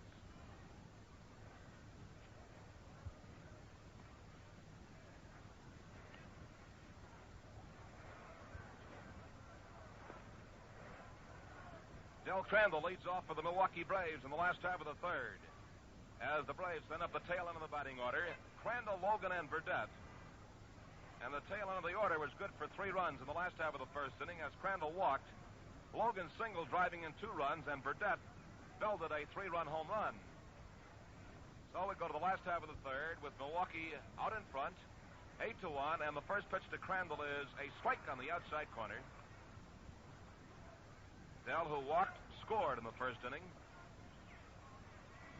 No ball, 1 strike count. Cooks delivers outside. Evens the count at ball 1 and strike 1. Casey Stengel has named his starter for the third game on Saturday. It'll be right-hander Don Larson. Here is the 1-1 pitch. A swing and a drive back in the left field. Seaburn is waiting on the dime. He makes the catch, and that is 1 away. Crandall lines out to Seaburn in left field, and it brings up the shortstop, Johnny Logan. Johnny drove in 2 runs with a 2-out, bases-loaded single in the first inning. And this fiery shortstop, who hails from Endicott, New York, has 2 hits and 5 times at bat of the series. Takes a curveball outside. Ball 1 and no strikes. We mentioned that Larson will be the Yankee starter on Saturday, but manager Fred Haney will not name his starter until tomorrow after the Braves work out at Yankee Stadium. Here is a strike to Logan. So it's even up on John. Ball 1 and strike 1. Ball 1, strike 1 count. 1 man is out. Nobody on base. We're in the last half of the third. As we get a cloud formation overhead, blocking out the sun at the moment. Curveball outside. Ball 2. Ball 2 and strike 1. Braves lead in the World Series, 1 victory as they battle the Yankees in the second ball game. 2-1 pitch. There's a swing and a chop off the plate. It's a foul ball. And it evens the count at ball 2 and strike 2. A lot of speculation has been going on, as a matter of fact, amongst the Milwaukee writers towards the waning days of the 58 season. A lot of speculation as to whom Haney will start in the third game. Here's a swing and a foul. Back on the screen, it's 2-2. Everybody, of course, knew that Fed would start either Spahn or Burdette in the first game and the other in the second, which has happened, of course, with Spahn going yesterday and Burdette working today. Ball 2 and strike 2. Here's a swing of foul back into the screen.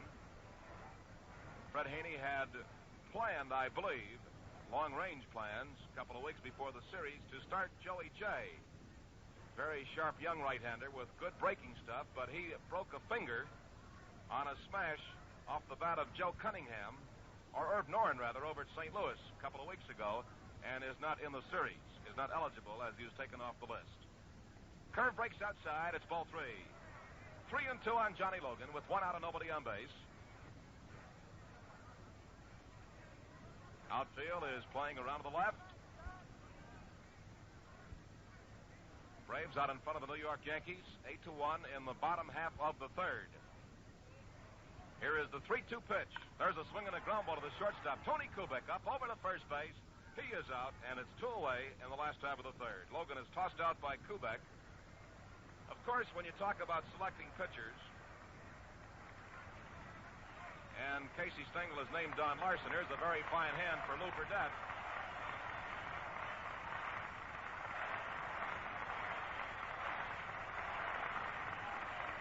Lew belted a 3-run home run in the last half of the first inning, besides pitching some sharp baseball. And he takes a couple of warm-up swings, which has the crowd buzzing before he moves into the batter's box. 2 outs. Nobody on base. Johnny Cooks into the motion, kicks his leg and fires. The pitch is a breaking pitch, high and outside, ball 1. Ball 1 and no strikes. 2 outs. Last half of the third at Milwaukee County Stadium. 1-0 pitch is ball 2. It's too low. 2-0 on Burdette. The Yankee pitchers have given up 2 walks. One by Bob Turley and the other by Duke Moss. Here's a ground ball to the third baseman's left into the hole. Nice stop by Kubek. The long throw, and it's in time, and a very fine play by Tony Kubek to retire the side. 3 up, 3 down. No runs, no hits, no errors. Nobody left on base. At the end of the third inning, the score is Milwaukee 8, the New York Yankees 1. Hey, don't tell everybody. Tell you why. 'Cause Gillette only has a limited supply of Gillette TV razors. Dig this price. Just 79 cents. So take this advice. And hurry, hurry, hurry. Get one fast, your Gillette TV razor while they last. Here are the 3-inning totals at Milwaukee County Stadium. The Braves 8 runs, 7 hits, and 1 error. The Yankees 1 run, 2 hits, and no errors. In the top of the 4th inning, Casey Stengel sends up his power, Mickey Mantle, Norm Seaburn, and Yogi Berra. Seaburn replacing Elston Howard. In left field is batting in the number 4 spot.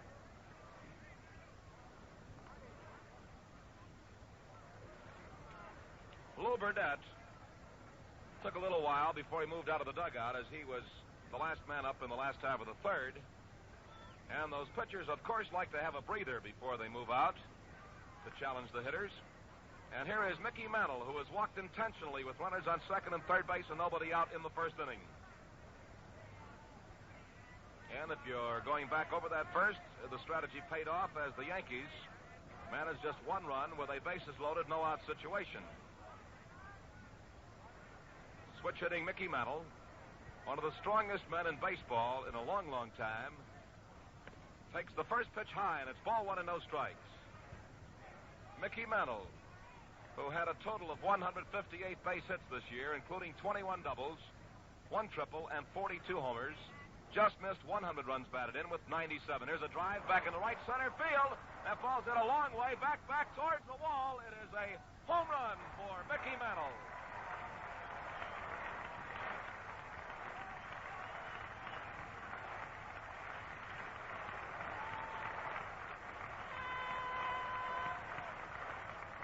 Home run for Mantle, and that's his first World Series base hit of the year. And the score is now 8-2. Yankees trailing.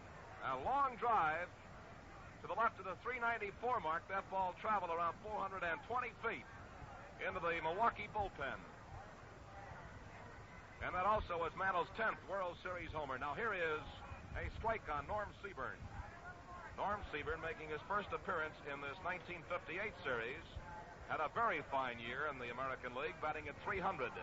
14 homers and 55 runs batted in. Seaburn, a tall, lanky left-handed batter. Bat poised off the left shoulder, swings, misses, strike two. The all-time record for home runs in the World Series is 15, and as I mentioned, Mickey Mantle now has 10. So at only 26 years old, Mantle has a very good shot at that World Series mark. Strike two count on Norm Seaburn, up for the first time, replacing Elston Howard in left field earlier in the ball game. Takes a ball that's outside. 1-2. Seaburn, 25 years old, hails from Wellston, Missouri, now lives in Denver, Colorado during the offseason. He's a lanky batter at 6'2" and 205 pounds.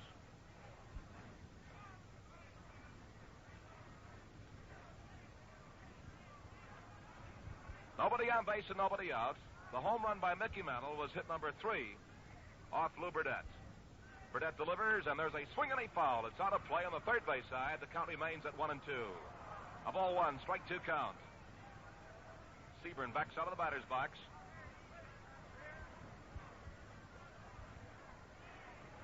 Lew Burdette standing back off the rubber. Tugs at his cap, now reaches down for the rosin sack. Drops it. Going through his motions before he starts into the windup. A 1-2 pitch, a swing and a foul as Seaburn managed to get a piece of that ball. It's 1-2.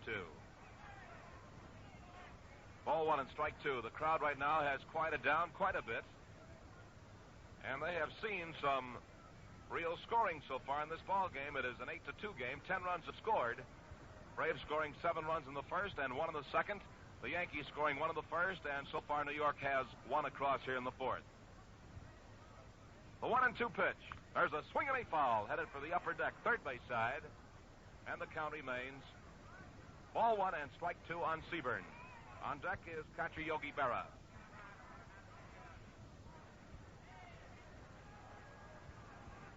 Ball one and strike two. Both of these teams will hold a workout at Yankee Stadium tomorrow before going back into the series on Saturday in the third game. The 1-2 pitch. That's inside, ball two. Pitch breaking in on a left-handed batter, ball two, strike two. Yesterday, the Braves got a look at a pretty good screwball thrown by Warren Spahn, which breaks away from a right-handed batter. The right-hander out there right now for the Braves, Lew Burdette, also has a very fine screwball which breaks away from a left-handed batter. Lew does not use his screwball as much as Spahn does, though. 2-2 pitch. A swing, a high chopper to the second baseman. Shane Dean's waiting. Up over to first base. He is out, and that's one away. Seaburn is tossed out by the redhead at second base. Fred Shane.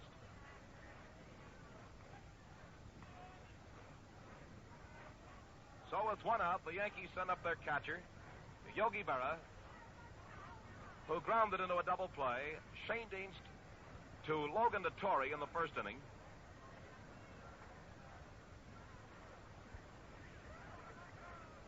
Left-handed batter. And Bruton now starts shading Berra over towards left center field. The pitch, and Yogi looks at strike one on the outside corner at the letters. Burdette back across the rubber again. Turns his back on Yogi Berra, showing us that red number 33 that he has worn all 6 years in Milwaukee.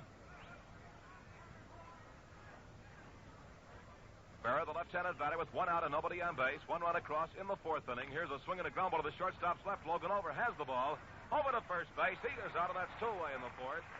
As Berra is tossed out by Johnny Logan, and Yogi now in the series has 2 hits in 6 times at bat, hitting at .333. Brings up the first baseman, Bill Skowron, who flied to Bruton in left center field in the second. Bill Skowron,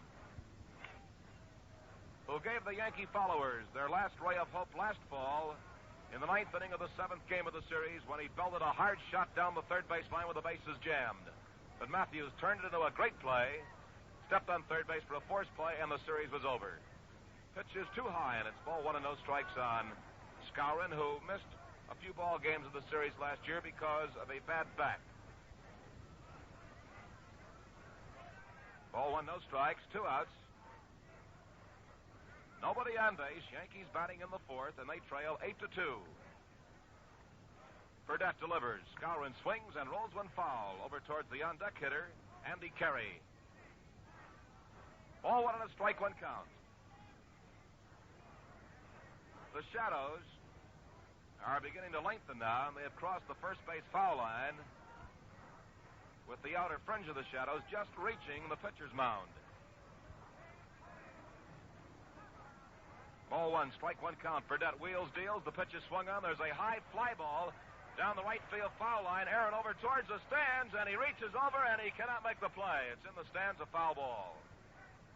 High twisting foul down the right field line. Aaron moving on the run across the foul line. Reached into the crowd, but that ball landed about 2 rows into the box seats. And the count on Bill Skowron, ball one and strike two.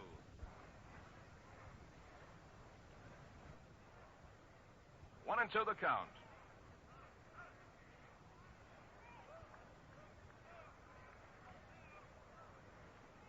Skowron, who is born in Chicago, now in the offseason lives in Hillsdale, New Jersey. Swings and pops one foul. Out of play. It's still 1 and 2. Skowron now 27 years old.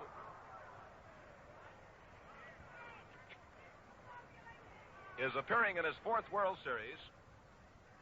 And so far in this series, he has 2 hits and 5 times at bat, hitting in a 400 clip. Braves lead the Yankees 8-2. New York batting in the 4th. Burdette comes down with a 1-2 pitch, a swing and a miss. Struck him out on a breaking pitch. And that is strikeout number 3 for Burdette. 1 run on 1 hit. The mighty home run by Mickey Mantle. There were no errors, and nobody was left on base. The score is Milwaukee 8, the New York Yankees 2. Radio sportscasters all over the country really gave a big play to Warren Spahn's pitching and hitting in yesterday's thriller. And the news of this year's Gillette World Series special, the Gillette one-piece TV razor set for only 79 cents, got a big reception in stores everywhere. Here's a bargain that's a beaut. For just 79 cents, you get the Gillette TV razor, a dispenser of world-famous Gillette Blue Blades, and handsome styrene travel case. What a money-saving opportunity to replace your old razor with the up-to-the-minute Gillette. And what shaving comfort. Clean, refreshing shaves that stay with you longer, far longer. Convenient, too.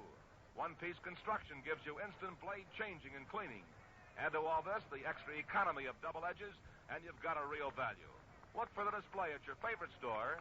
A solid dollar value with dispenser of Gillette Blue Blades and handy travel case. Your Gillette TV razor costs only 79 cents, as long as the supply holds out. The top of the batting order for the Milwaukee Braves in the last half of the 4th inning. It'll be Billy Bruton, Red Schoendienst, and Eddie Matthews. Bruton hit a home run his first time up over the right field fence, then lined out to the shortstop also in the first inning as 10 men went to the plate in that 7-run barrage by the Braves, and he takes the first pitch low and inside for a ball. Ball one and no strikes. Pitch is outside, ball 2, 2-0. Bruton now in World Series action has 2 hits in 4 times at bat, 2 runs batted in, and he's done a mighty fine job for manager Fred Haney. Here's a line drive to right field for a base hit. Billy Bruton hits a line shot to right, and that's hit number 8 for the Braves. Hit number 3 off Johnny Cooks. And Billy Bruton right now is swinging the hottest bat for Milwaukee. He has 3 hits in 5 trips.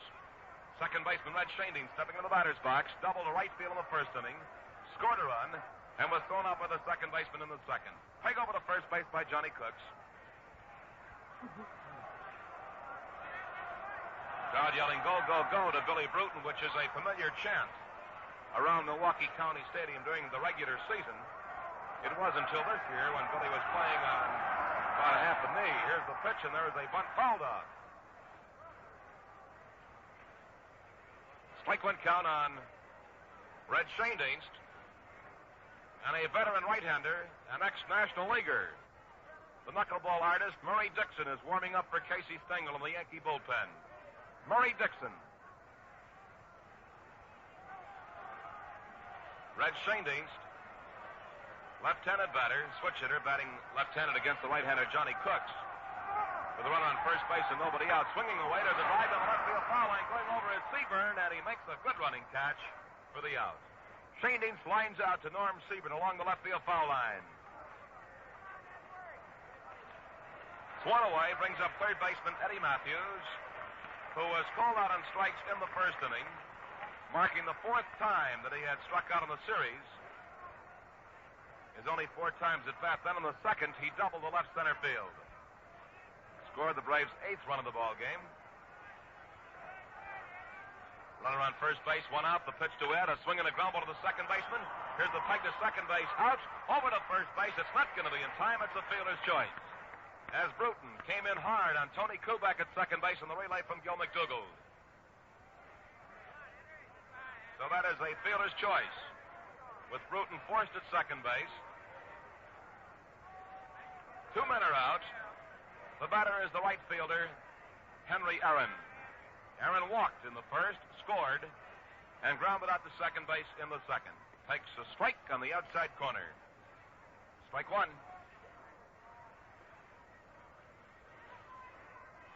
Johnny Cooks, leaning over, hands on his knees as he bends from the waist, getting a sign. Throws hard to first base. Matthews goes back. Braves lead the Yankees 8-2 in the last half of the fourth. And the 0-1 pitch. That's outside. Evens the count at ball 1 and strike 1. Ball 1, strike 1 count. The Yankee outfield deep to the left. Bauer's only about 20 feet from the 355 mark in right field, so he's playing back about 335 feet. Last half of the fourth inning.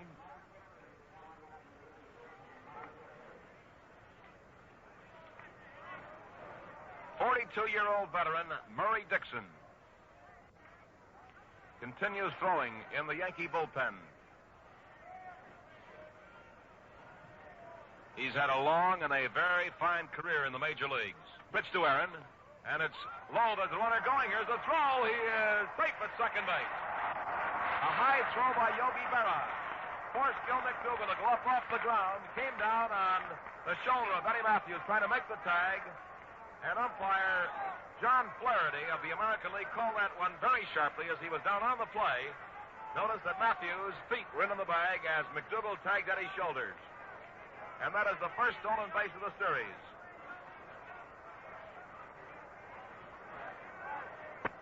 With a runner in scoring position on second base and 2 outs. Johnny Cook stretches. The pitch, a swing and a hard hit ball to the third baseman's left. Nice play. Here's the peg over to first base, and Aaron's out of there. Andy Carey to Bill Skowron to retire the side. In the last half of the fourth, no runs, 1 hit, no errors. 1 man was left on base. At the end of the fourth inning, the score is Milwaukee 8, the Yankees 2. Look sharp, feel sharp, be sharp and listen, mister. How are you fixed for blades? Do you have plenty? How are you fixed for blades? You better check. Please make sure you have enough, 'cause a worn-out blade makes shaving mighty tough. How are you fixed for blades? You better look. Gillette Blue Blades we mean. Let's pause 30 seconds for station identification. For over 3 generations around the world, Saratoga Vichy has been the Vichy, the real Vichy. Get the yellow label, yellow label, yellow label, yellow label. Saratoga Vichy for living carbonation that never goes flat, for extra dry flavor. Get real Vichy, Saratoga Vichy. Say, if you like good sportsmanship, and you like the sporting way they do business at Englett's Motor Sales, 1016 State Street, Schenectady. For the star of the forward look, see Plymouth at Englett's. WGY, WGFM, Schenectady. Come the bat on the top half of the fifth inning is going to go to a pinch batter. Trailing by 6 runs, a pinch batter for Johnny Cooks, who is scheduled to hit third, as he still has the right-hander, Murray Dixon, cranking up in the bullpen in right center field. Andy Carey leading off for New York. Number 7 here in the batting order, Carey, Kubek, and the pitcher is scheduled to hit third. Pitch to Carey is swung on. There's a looping line drive taken by Johnny Logan. And that's 1 away. Carey, who had struck out in the second, now is 0 for 6 in the series as he loops a line drive at Johnny Logan's knees for the first out. So one pitch and one away in the fifth. Brings up the shortstop, Tony Kubek.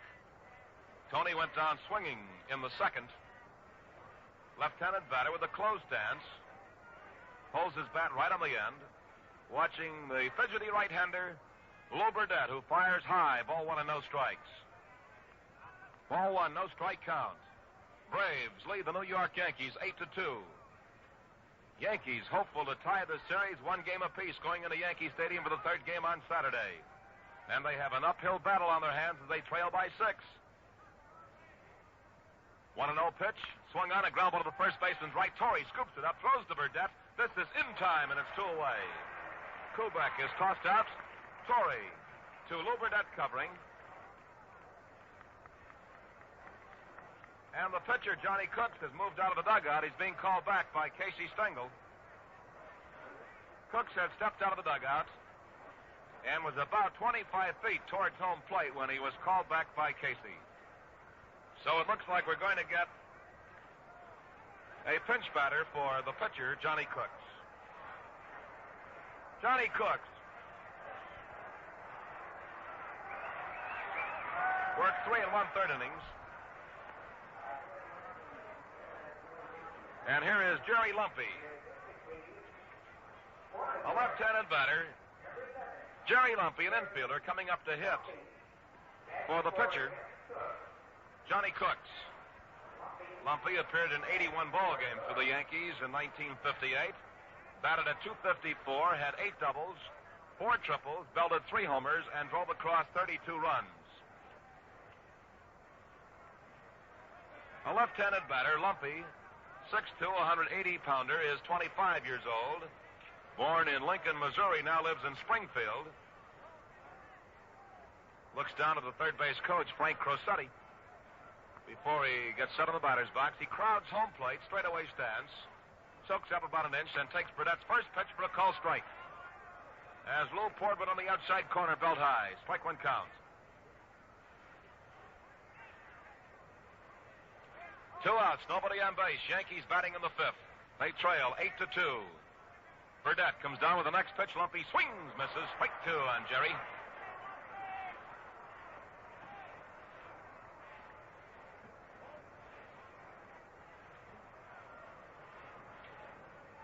Strike 2 count.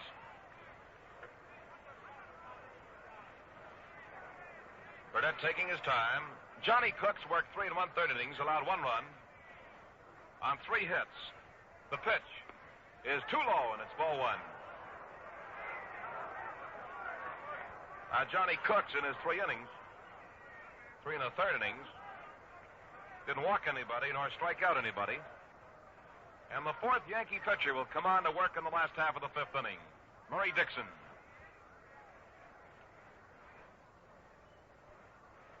The wind-up by Burdette, the 1-2 pitch. Lumpy backs away from the ball. It's in close. And the count is even at 2-2. A record-smashing 7 runs were scored by the Braves in the last half of the 1st inning in World Series action. And they lead 8-2.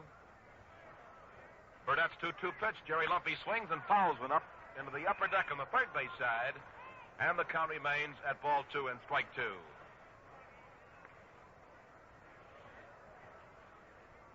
Ball 2 and strike 2.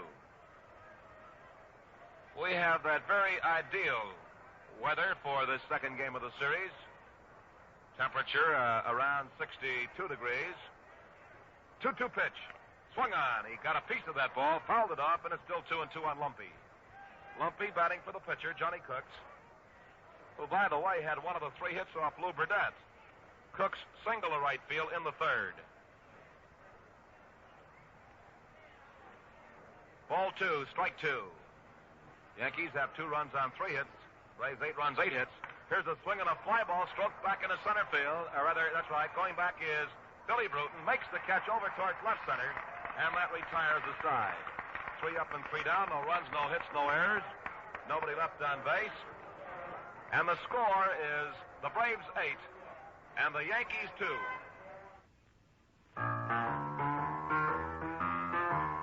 No other way to say that gives you that feeling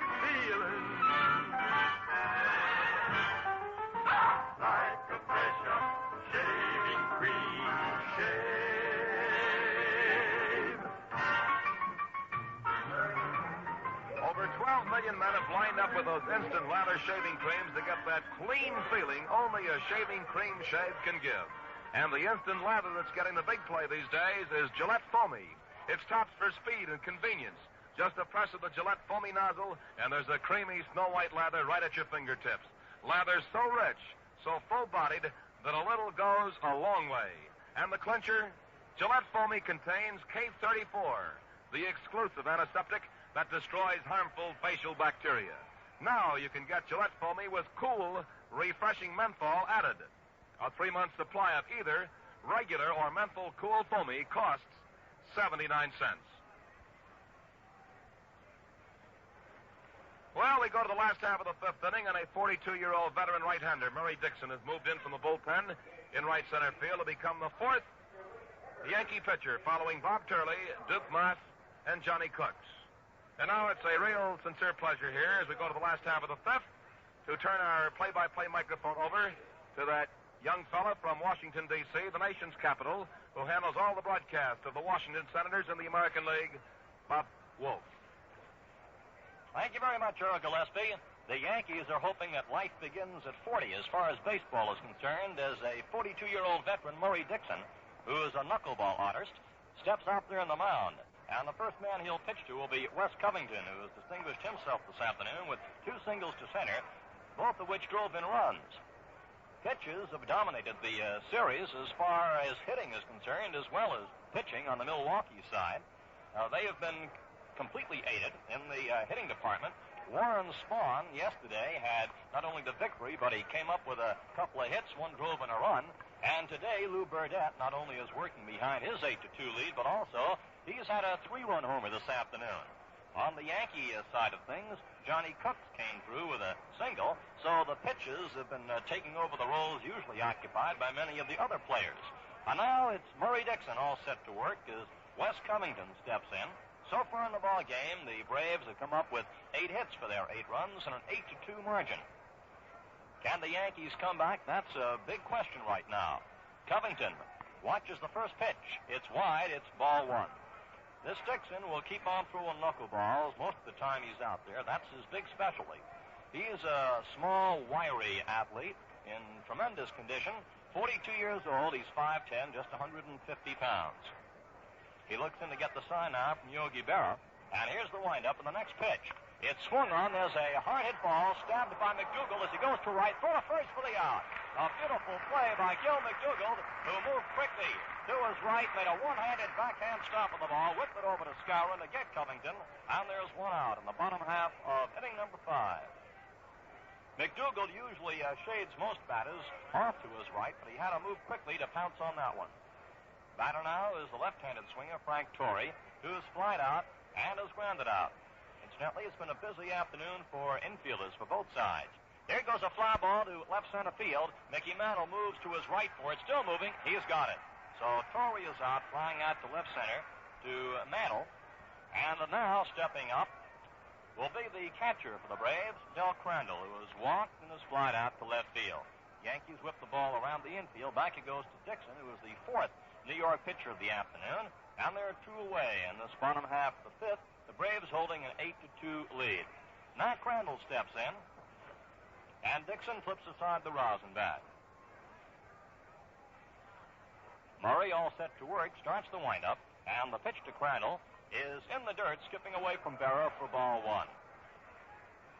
Different knuckleball pitches throw in different styles. Some use just 2 fingers to push it off, some 3, and all of them are uniform in saying that they do not know which way the knuckleball will break, which makes it a very difficult role for the catcher to hold on to him. There's a swing and a miss, and the count now is 1-1 to Crandall, who steps out for a moment.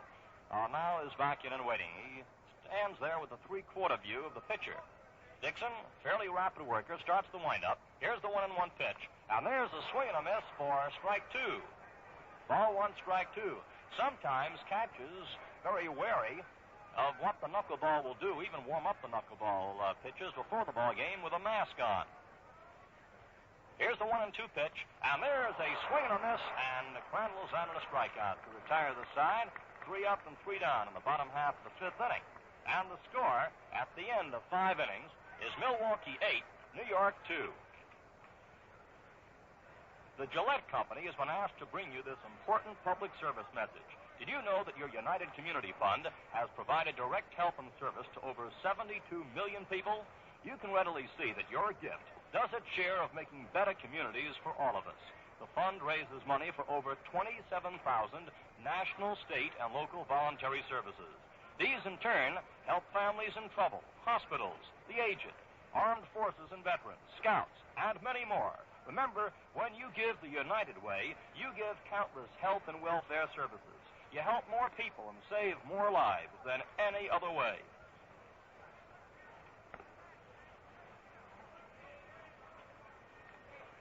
We move now into the sixth inning. And the leadoff batter for New York is Hank Bauer in the number one spot in the batting order for manager Casey Stengel. Bauer came through with a single in the first inning, and he eventually came around to score one of the two Yankee runs. Mantle's homer provided the other. Bauer, in hitting safely, extended his hitting streak to 16 straight World Series games. Second time around, Hank rounded into a double play. The Yankees this afternoon have been limited by Lew Burdette to just two singles and a home run. And now Burdette's taking his warm-up tosses prior to Bauer stepping in. You know, actually, it should take a tremendous comeback if the Yankees get back in contention this afternoon, but more surprising comebacks have dotted World Series history in the past. I'll tell you about one very unusual incident just after we take a look at Hank Bauer, who is in all set to go. Burdette looks in to get the sign now. A little breeze is stirred up. Wind still blowing out toward left center. And the first pitch to Bauer is low, ball one. Lew Burdette, who, like his fellow pitcher Warren Spahn, has shown that the bat wielded by a pitcher can be a very important part of winning ball games. Burdette all set to work. It's ball one to Bauer. Here's the windup by Lew. The next pitch on the way. It's over a letter-high fastball, and the count now is 1-1. McDougal, Mickey Mantle, following here in the sixth inning. And the score is Milwaukee 8 and the New York Yankees 2. 3 hits for New York, 8 for the Milwaukee Braves. And we've seen a game which has been full of the extra base blow this afternoon. Now Burdette all set, gets the sign. The 1-1 pitch coming up, and it's an attempted punt which is fouled back. And the count now is ball one, strike two. Bauer started to move along the line toward first. Got a running start on the bunt, but it was fouled off. Glanced back to the base of the screen. And it's now ball one, strike two to Hank Bauer. Hank steps back in now. The outfield is pulled around toward left for Bauer. And there's a pretty good breeze blowing out toward left center, which should be of help to the right-handed hitters. Burdette back off the mound, goes to the rosin bag. And now steps up, toes the rubber, gets the sign. Bauer in and waiting with a 1-2 count. Here's the windup. And the pitch on the way is fouled off to the right. This time Bauer took sort of a half swing. He looked to be a bit uncertain as to whether to go for it or not, and he decided just to meet it, and he clipped it foul. So it was ball one, strike two, as the count holds there. And Burdette again goes back to the rosin bag. The shadows increasing over the infield this afternoon. Here's the pitch, and it's a strike call to the inside corner. That's Burdette's fourth strikeout. Bauer started to move for that, held back. And Charlie Berry went up with his right arm to signify the strikeout on the strike three. So Bauer out on strikes, and that brings up McDougal, who got on an error in the first inning and grounded out in the third. Gill steps in now, right-handed batter, with one away in this top of the sixth inning, and the score 8-2, Milwaukee leading. Here's the windup, and the pitch is wide for a ball. Back in 1929, in the Cubs against Athletics World Series, the A's led in the series 2-1. In the fourth game, the Cubs took an 8-0 lead into the last of the seventh inning. But the A's rallied for 10 runs and won that ball game 10-8. So comebacks can happen and have happened in the World Series. Here's the pitch, and it comes in low. It's ball two to Gil McDougal. Ball two to Gil McDougal. With one out in this top half of the sixth inning. Lew Burdette looks in to get the sign from Del Crandall. Now the right-hander starts the windup. Here's the pitch, and it's a called strike. Ball two, strike one. The official scorer has ruled that Bauer, who started to move for that ball, went sufficiently around as he tried to move back to make that a swinging strike. McDougald fouls one back. 2-2. 2-2 to Gil McDougald. Mickey Mantle on deck, one away. We're in the top of the sixth inning. Now Lew Burdette once again is back off the mound. 2-2 to Gil McDougald. Here's the windup by Burdette. The pitch on the way, swung on. There's a pop-up going into short center. Back goes Shane Dienst. He's calling for it. And Red has it for the out. That means they're two away in this top of the sixth. And the batter now is Mickey Mantle, who has drawn an intentional walk and has hit a home run into the bullpen out there in right center field. Score remains 8-2 in favor of Milwaukee.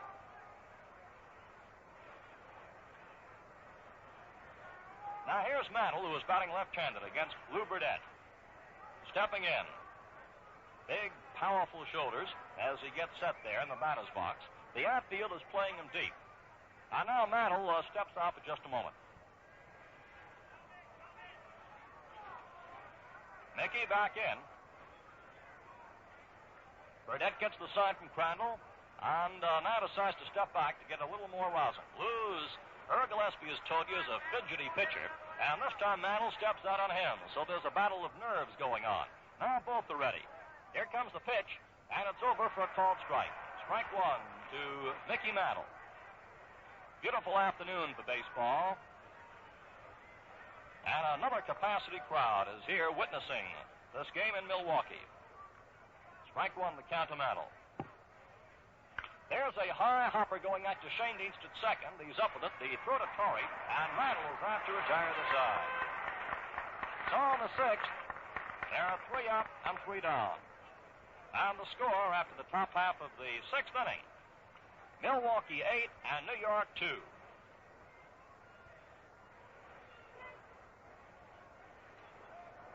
The fans have had a lot to sound off about today. Me too. Telling you about Gillette's one-piece TV razor that's bargain priced at just 79 cents. 79 cents gets you not only a Gillette one-piece razor, but also a dispenser of Gillette Blue Blades with the sharpest edges ever honed, and a neat compact travel case. What a bargain. Get in on real shaving comfort. Clean, refreshing shaves that stay with you far longer. The Gillette TV razor is made all in one piece. Gives you instant blade changing and cleaning. Double edges save you money on blades. This is a regular $1 value, but as a World Series special, it's yours for only 79 cents. Stop at a neighborhood store and get your Gillette TV razor before they're all gone.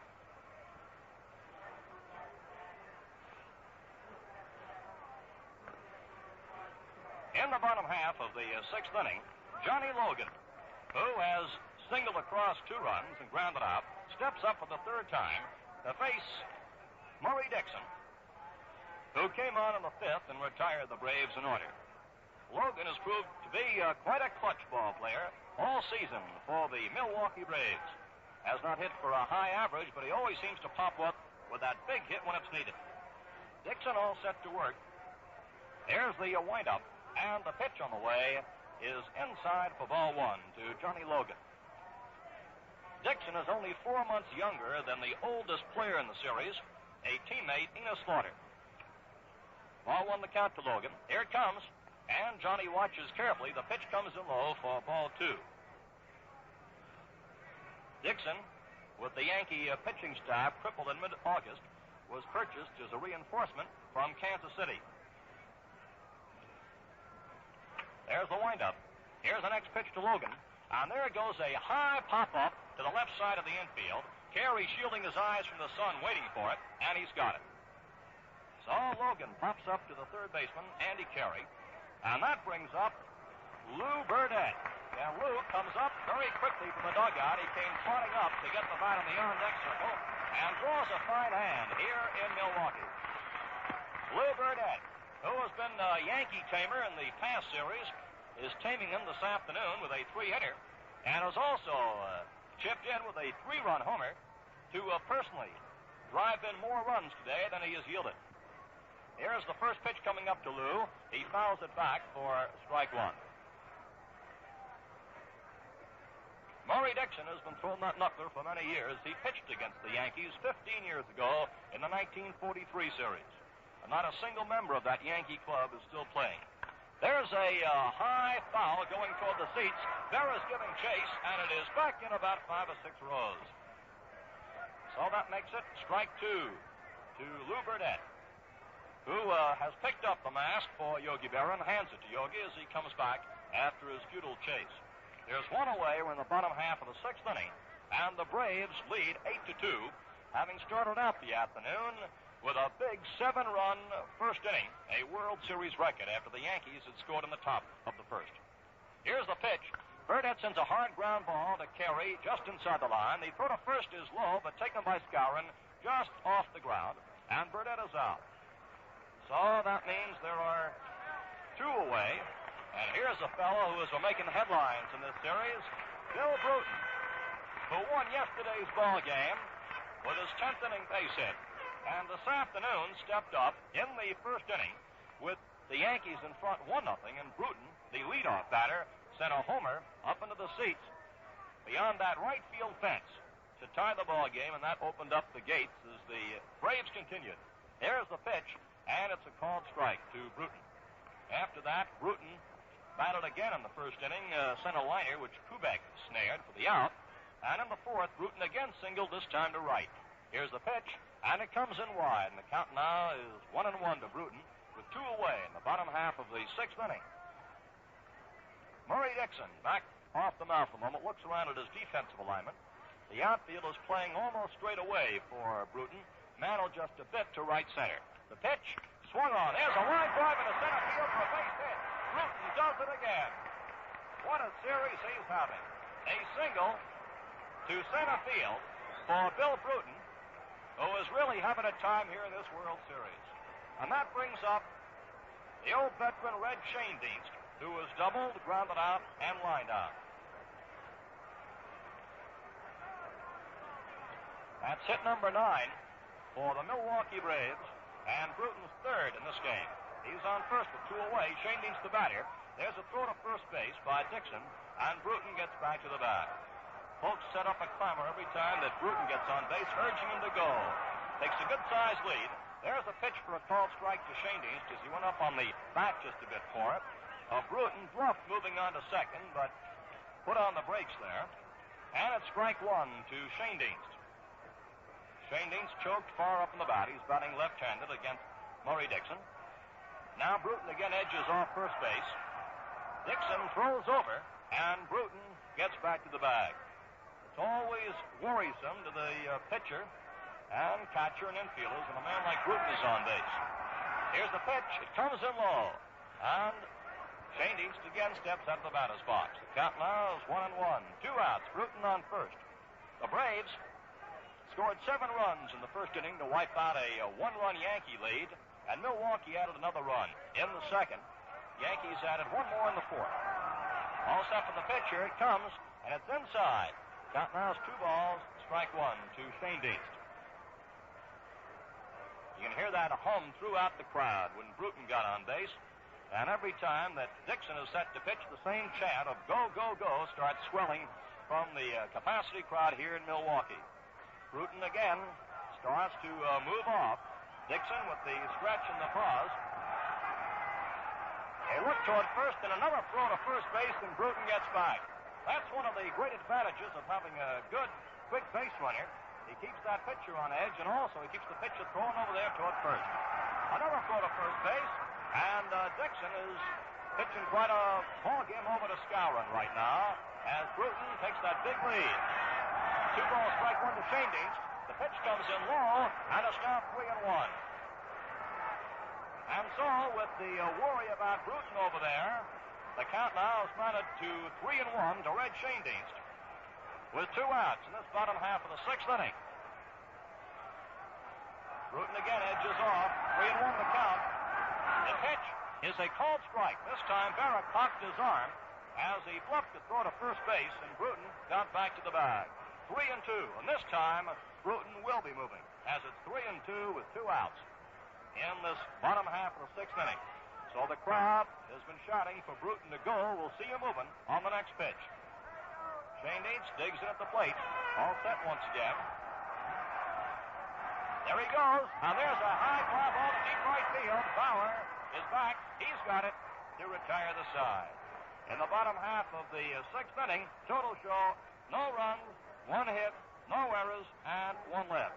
And the score at the end of 6 innings, Milwaukee 8, New York 2. Hello there, everybody. I'm Mal Allen with a giant offer from Papermate that tops them all. Listen, how'd you like a genuine Papermate pen free?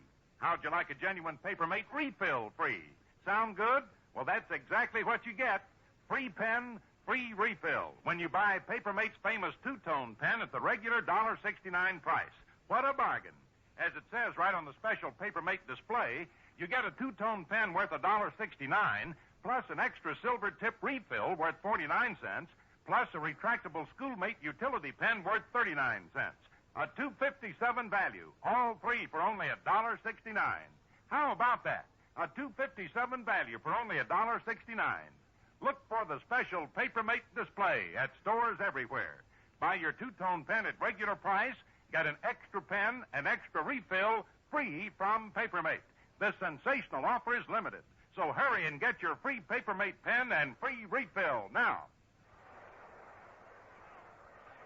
The 7th inning is coming up. Norm Seaburn will lead off for the New York Yankees against Lew Burdette, and the lights have gone on here in Milwaukee. Seaburn went in the first inning, late in the first inning defensively, when Elston Howard jammed his knee going up against the fence in an attempt to bring in that home run hit by Lew Burdette over the wall. And now Seaburn is all set to step in the 7th. The New York Yankees are trailing 8-2, and thus far the Braves have 9 hits and the New York Yankees but 3. Seaburn is a left-handed batter. In there now, Burdette looks in to get the sign, and we're all set to go. First, a little rosin for Burdette. He likes to keep those fingers nice and dry. Now he's set. Seaburn and waiting. Here's the windup, and the pitch is over for a called strike. Seaburn is 25 years old. He's a tall fellow, 6'3", 205 pounds. Burdette again back to the rosin bag. Tugs at his cap, now looks in. He's all set with a strike one count. Here's the pitch, and there goes a high fly ball to left field. Covington moves in about 3 or 4 feet. He's waiting, and he has it for a routine out in the top half of the 7th inning. The batter is Yogi Berra, who twice has been forced by Burdette to hit that ball into the ground. Once for a double play in the first inning, and in the 4th, he grounded out again. Burdette has the faculty with that sinker pitch of his and that screwball, keeping the ball low to keep the New Yorkers hitting that ball into the dirt, and so far has been most effective in doing so. Now Berra in and waiting with one out on the top half of the 7th. There's the windup by Burdette. The pitch is high for a ball. Charlie Berry's calling at the plate here in the second game. Gorman, Flaherty, and Barlick on the bases, and Umont on the left field line, and Jakowski in the right field line. Burdette flips aside the rosin bag, starts the windup. The pitch to Yogi Berra misses the outside corner, and it's now ball 2. Burdette has shown fine control this afternoon, and the only walk that he issued was an intentional walk.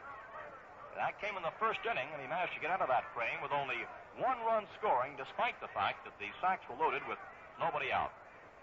Here's the next pitch to Berra, and it's on the inside corner for a called strike. So it's now ball 2, strike 1 to Yogi Berra. 1 out, we're in the 7th inning. And on deck, it's Bill Skowron. The last Yankee hit was Mantle's homer leading off the 4th inning. Berra sends a high foul ball, which is going into the seats outside the right field line. And the Yankees are warming up. Still another pitcher, Tom Sturdivant. Yogi Berra steps back in now with a 2-2 count. 1 away. We're in the top half of the 7th inning. And Burdette on the mound. Score 8-2. The Milwaukee Braves are leading. The pitch. There's a high fly ball to left near the line. Covington moving to his right. Can't get it. The ball lands just a bit outside the line, about 2 or 3 feet outside the line. Covington crossed the line by about a foot or so and tried to make a backhand catch of the ball. Couldn't quite do it. And so Yogi Berra, who was moving along the first baseline, comes back, gets the bat, and now is paused outside the batter's box as he maintains a life up there at the plate with the count holding at 2-2. 1 out in the 7th. Burdette again to the rosin bag. Now Lew looks in to get the sign from Crandall.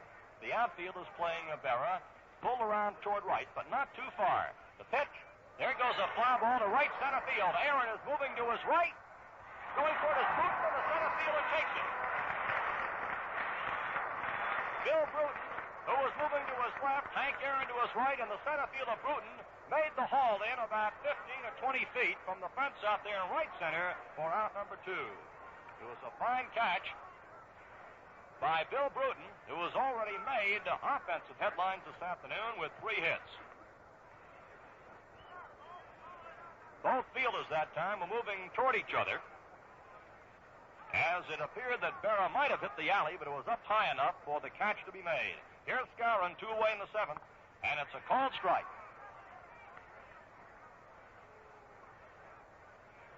Skowron is fly to center. He struck out.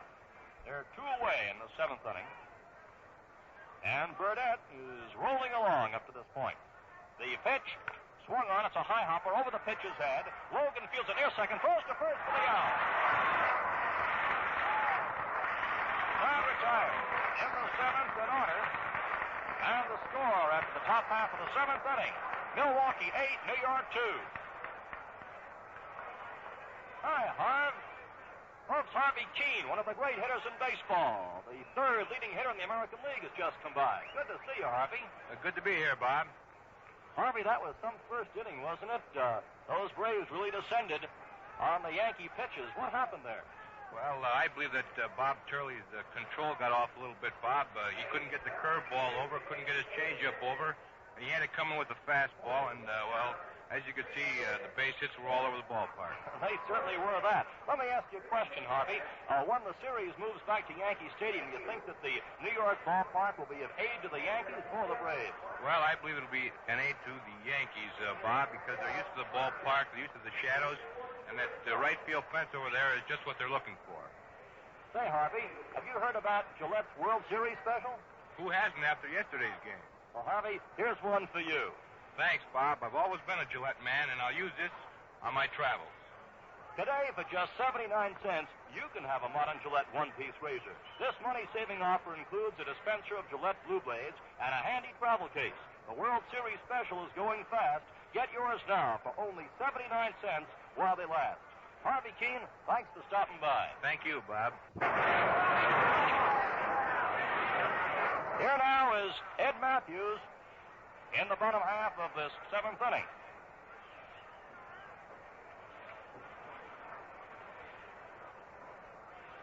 Matthews is 1 for 3 so far. He doubled in the 2nd.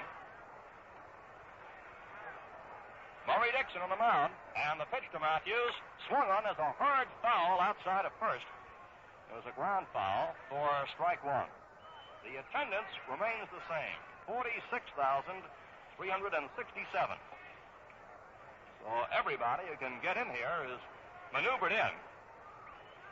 And it's jammed in. They're seeing a ball game in which the Braves have been dominating on the mound and at the plate. 8-2 is the score. The pitch to Matthews comes in wide. On the count now is 1-1. Matthews, Aaron, and Covington, so Dixon will have his work cut out for him in the bottom half of this 7th inning. 1-1.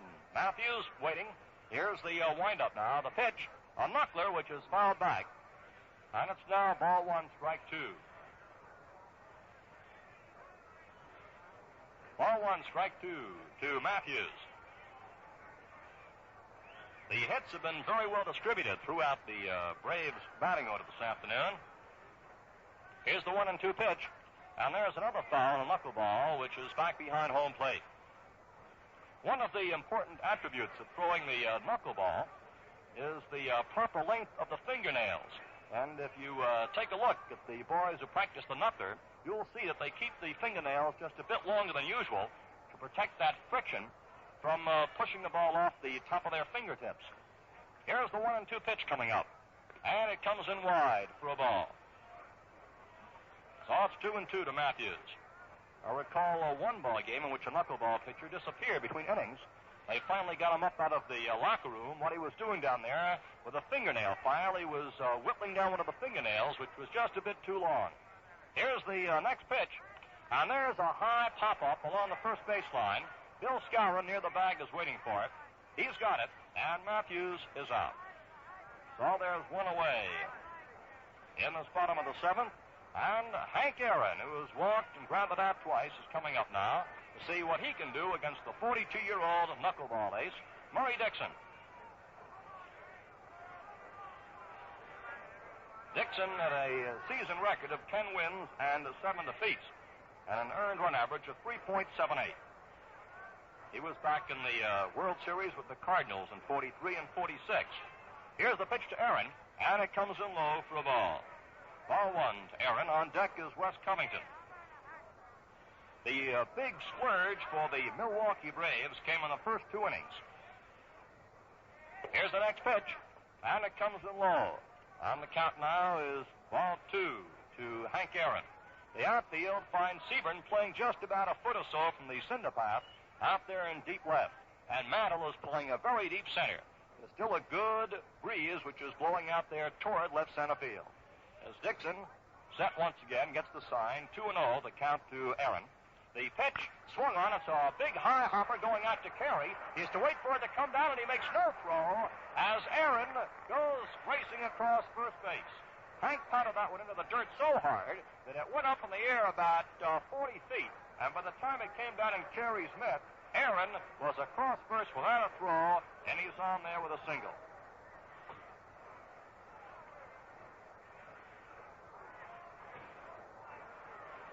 So Hank Aaron extends his consecutive series streak to 9 games now, and the batter is Wes Covington. Knowing that Aaron could race down the line as he did, Carey saw it was just futile to even attempt the throw. Aaron leads off first. Covington swings as a line drive to short right. Bauer comes in. He can't get it. It's hit in front of him for a base hit. Aaron is on the way to third. There's a throw. It's too late. It skips off Carey, but he goes back to pick it up. And so Aaron can't move from third to home. And Wes Covington holds at first base with his 3rd hit of the afternoon. And the Braves are swinging those bats today.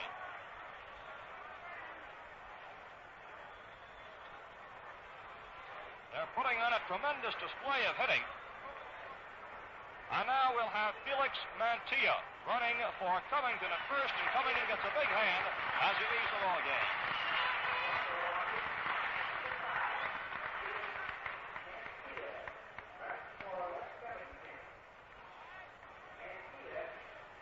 So Mantilla now takes over as a pinch runner.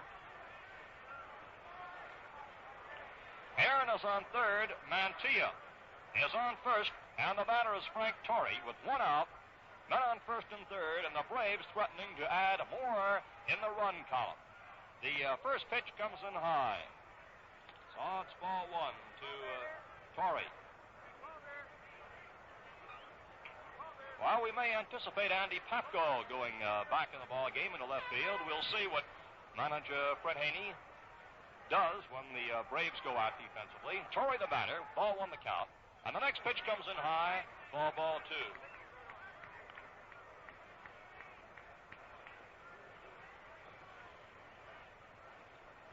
Out of the bullpen for New York, Zach Monroe is now warming up.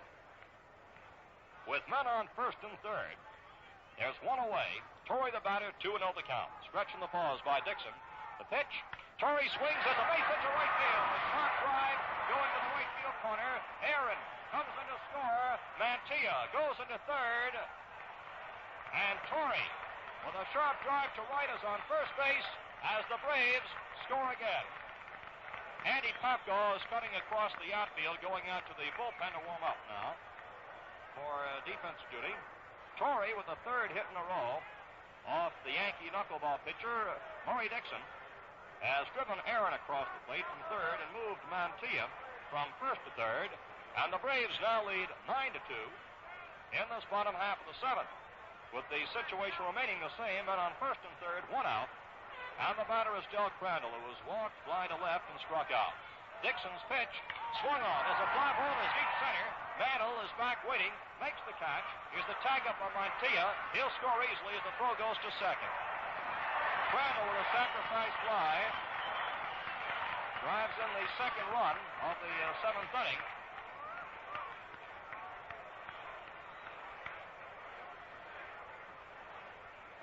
And that means that Torrey is held at first with two away, as Johnny Logan, who is 1 for 3 and 2 RBIs, steps in. Milwaukee is now leading 10-2 with 2 runs across in the seventh. Logan the batter, 2 outs. Torrey is on first. The pitch comes in low for a ball.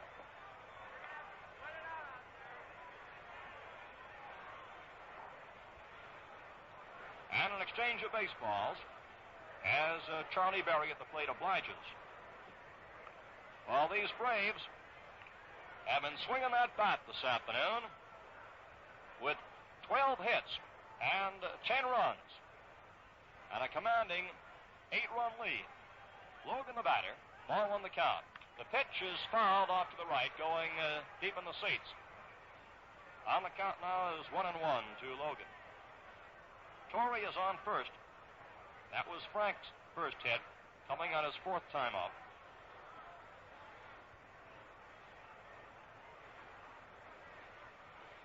All set for the next pitch, 1-1 the count. And Logan swings and misses, appeared to be just a bit fooled on a pitch which was tight on him. On the count now is ball 1, strike 2.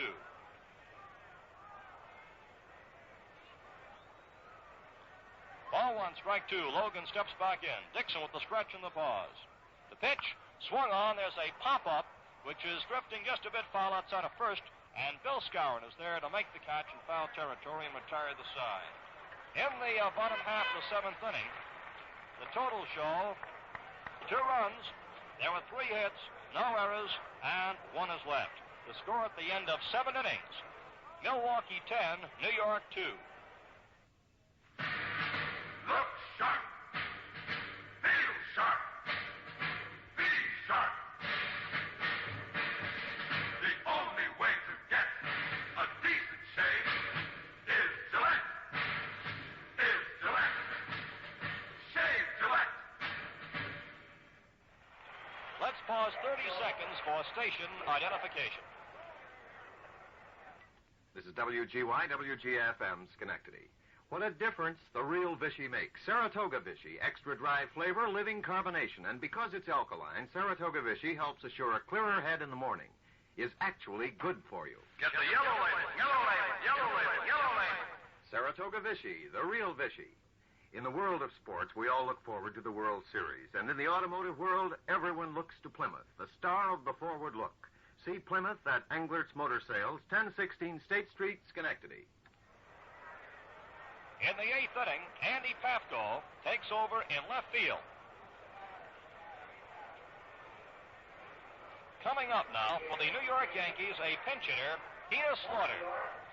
Enos Slaughter will bat for Carey.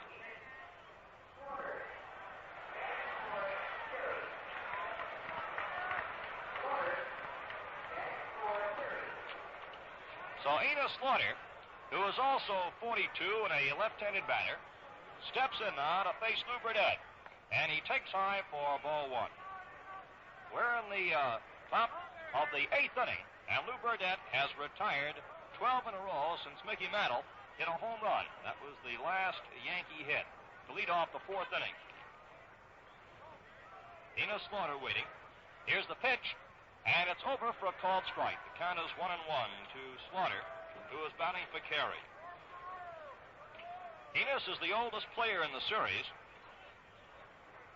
However, he is not the oldest to play in a World Series. John P. Quinn was more than 45 years old when he pitched for the A's against the Cardinals in 1930. There's a pitch for a ball. It's ball 2, strike 1. But old country Slaughter has just completed his 21st Major League season since as he joined the famous Gas House Gang Cardinals of 1938. And this past year he hit .304, which is exactly his lifetime Major League average. Ball 2, strike 1.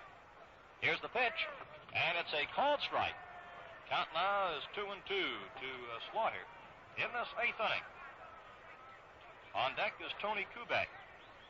And then we may see another of Casey Stengel's reserves up off the bench. Burdette back off the mound. He is using the rosin rather liberally this afternoon. Now flips the bag to the side, toes the rubber, gets the sign from Crandall. It's 2-2 to Slaughter. Here's the pitch, and there's a hopper going out to the second baseman. Shane needs to find play. There's a throw to first for the out. Red had to move quickly to his left and come in a bit and executed it in excellent style to get Slaughter. And there's one away in this top of the 8th inning. Now Tom Sturdivant has come out to warm up. And Zach Monroe is also throwing. As Tony Kubek steps in and takes ball 1. Kubek is struck out and he's grounded out. One away in the 8th, and Burdette has been rolling along since the 4th inning. Here comes the pitch, and it's a breaking pitch over for a called strike. Count now is 1-1. You may recall that yesterday, Warren Spahn finished up his game with a flourish, getting progressively better as the game progressed.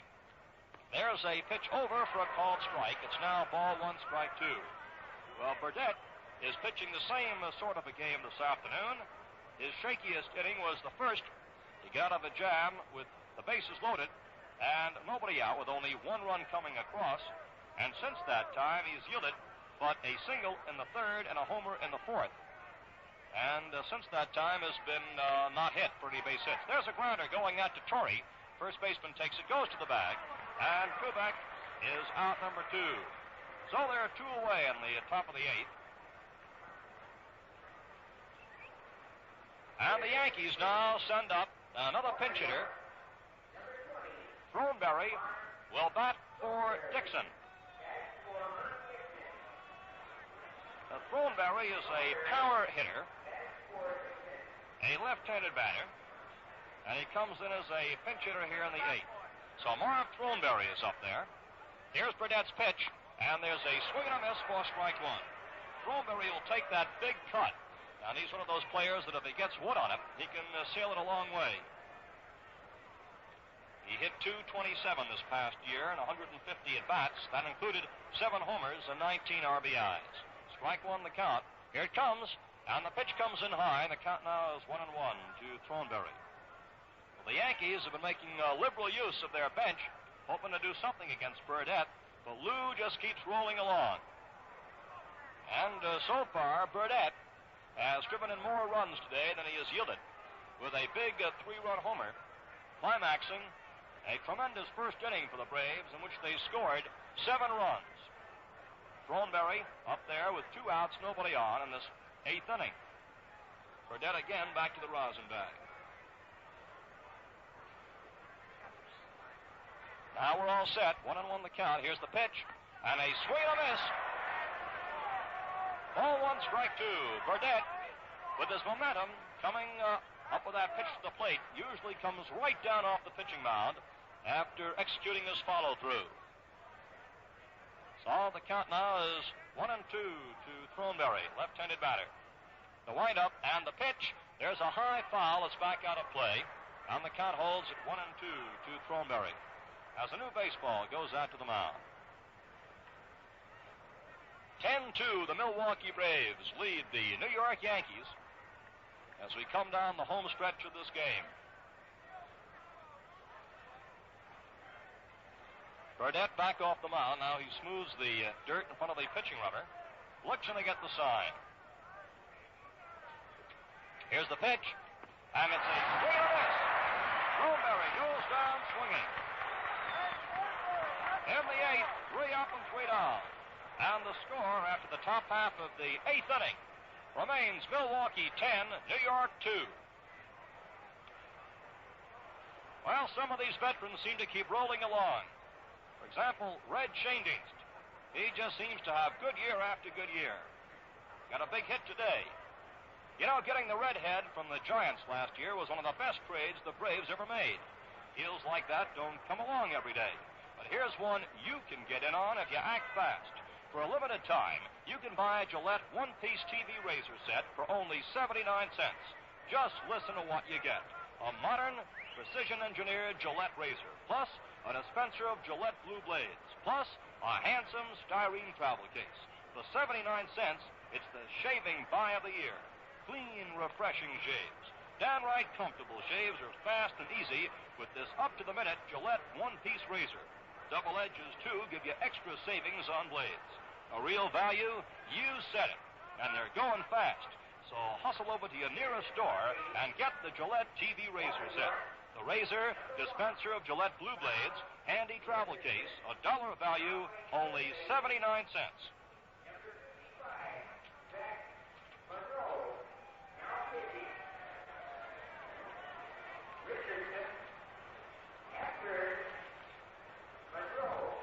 Now the New York Yankees have two more changes. Bobby Richardson goes in at third base, fine defensive player. And on the mound, it's Zach Monroe. And this is the bottom half of the eighth inning coming up. Monroe is the fifth pitcher that the Yankees have used, attempting to stop the Braves today. And here's Lew Burdette coming up. Well, Lew has had a big afternoon. He's excelled in all departments and has yielded but one walk. That was the intentional walk to Mickey Mantle in the first inning. So Lew Burdette now steps in. He's had a 3-run homer and has grounded out twice.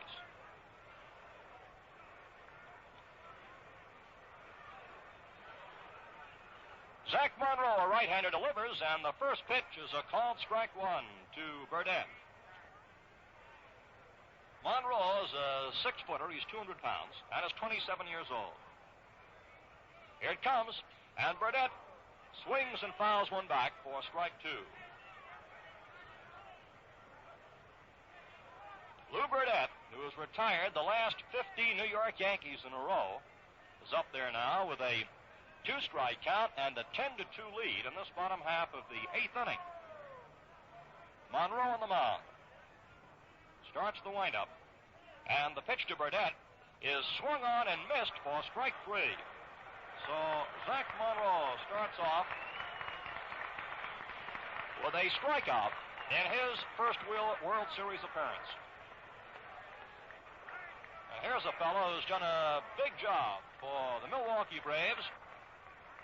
Yesterday had the game-winning hit. Today led off with a homer which tied the ball game, and the Milwaukee Braves went on to score 7 in the first inning. Bill Bruton, who has 3 hits today. The first pitch is a called strike.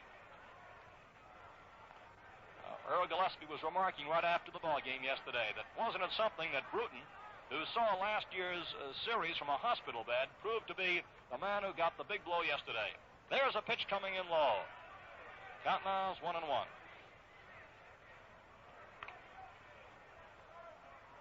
Bruton in the leadoff spot has homered today, and he has 2 singles in his last 2 times up. 3 for 4. Monroe all set to work. Here's the windup, and the right-hander delivers. There's a foul back behind home plate. So it's ball 1, strike 2. The Yankees right now trailing by a 10-2 margin.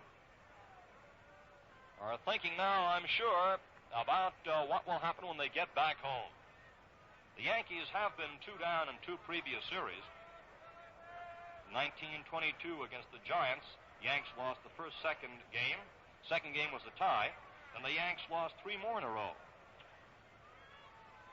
Here's the pitch coming in wide for a ball. It's 2-2.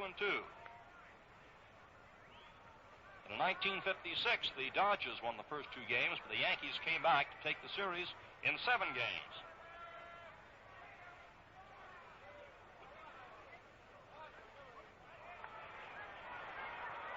Ball 3, be 3-2 now. 3-2 to Bruton with one out in this bottom half of the 8th inning. Now Monroe all set to work. Here's the windup, and the 3-2 pitch is low, ball 4, and Bruton draws a walk. So we should hear that crowd clamor once again, as Bruton usually arouses the folks with his lead off there at first, and his great speed, which has been slightly diminished by his knee operation, but it seems to be coming back. Although he can't lift the injured leg quite as high up as he used to in running. Here's Shane Dienst, and the pitch is wide for a ball. There's one out and one on. Zach Monroe on the mound made a great impression at the Yankees instructional school before training camp opened last spring. He was called up from the minors on June 15th and spotted effectively ever since. There's a throw to first base, and Bruton gets back to the bag. Among other pitches, Monroe throws a palm ball. For the Yankees this year, he won 4, lost 2. A look toward the runner. The pitch to Shane Dienst is over for a called strike. On the count now is 1-1 to Red, with one out and one on in this bottom half of the 8th inning.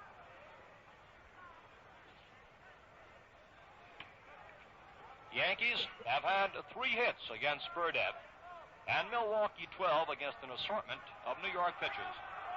Bruton again leads. He's moving.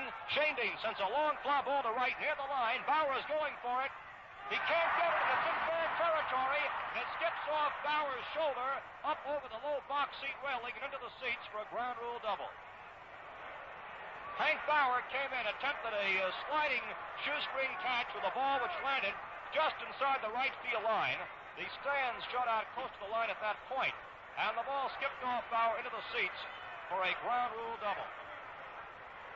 Bruton, who was moving on the play, is halted at third, and without that ground rule double, there's a very strong probability that Bruton could have come all the way.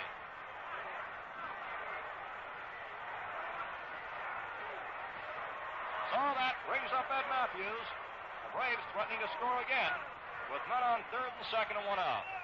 And the pitch to Matthews is inside for a ball. Matthews has 1 for 4 this afternoon.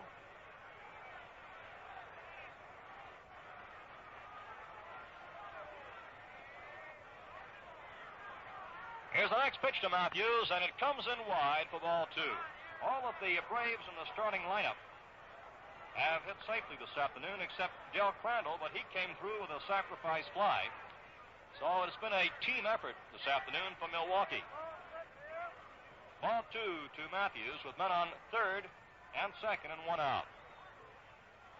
Monroe, right-hander, looks in to get the sign from Berra.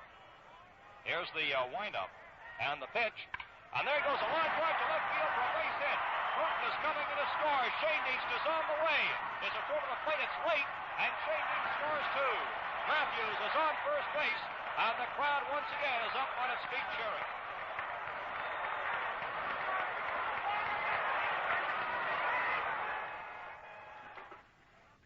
We interrupt to advise you that the WRGB television transmitter has been having trouble, and the television station expects to resume operations and be on the air momentarily. As Matthews just drives in 2 more, Bruton and Shane Dienst. He's on first base. The batter is Aaron. Here's the pitch, and there goes a base hit to right field. Hit the hole. Matthews rounding second on the way to third. Bauer comes up with the ball. He throws into second base. Matthews goes into third, standing up, and Aaron is on first. And the Braves continue this power-laden attack.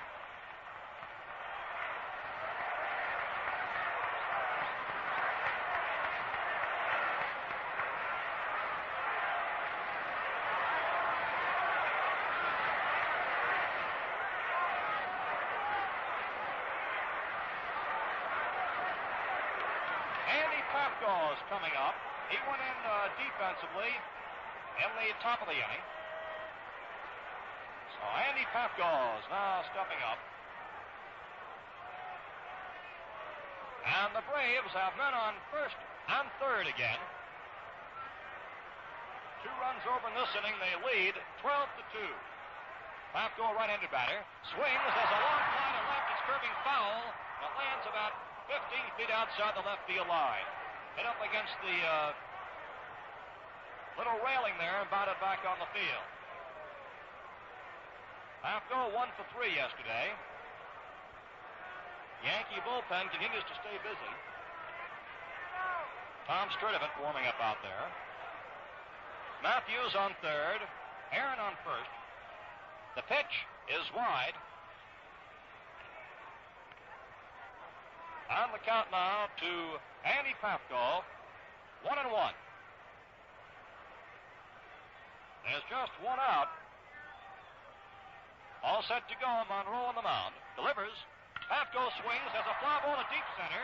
Mantle is there waiting. Makes the catch. Matthew tags. He'll score easily as Mickey throws to second base. A sacrifice fly for Andy Pafko. Milwaukee has now scored 3 in this bottom of the 8th. They lead 13-2 over New York. And Frank Torrey is at the plate. His single in the 7th also drove in a run. Hank Aaron is on first. Down there 2 away. Torrey the batter. Here's the pitch. And there's a foul going back out of play.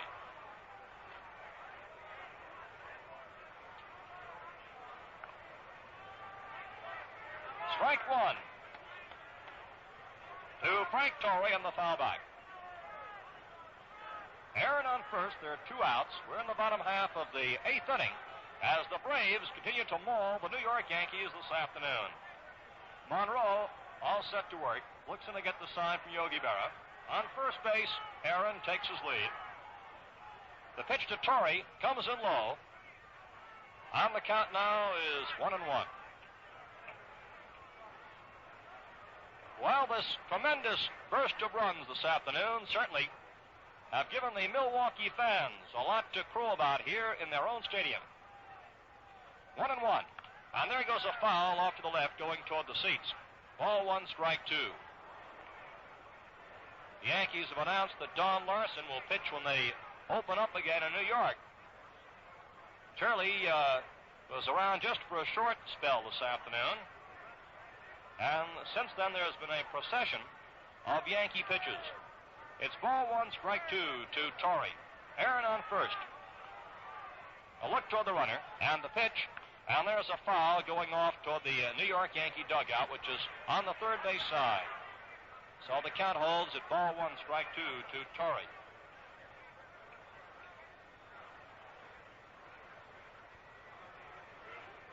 On first base, Aaron.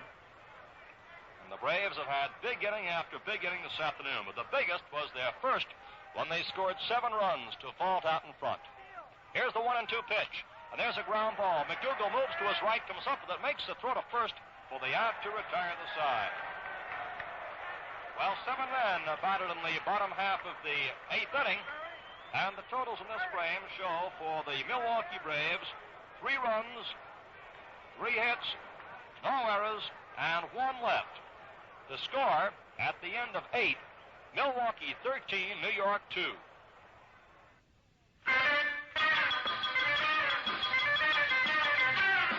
Hurry and get your Gillette TV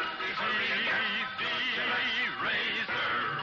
Just 79 cents, then what a buy. And we'll tell you it's in short supply. So hurry and get your Gillette TV razor. Go get one fast and be in luck for 79 cents instead of a buck.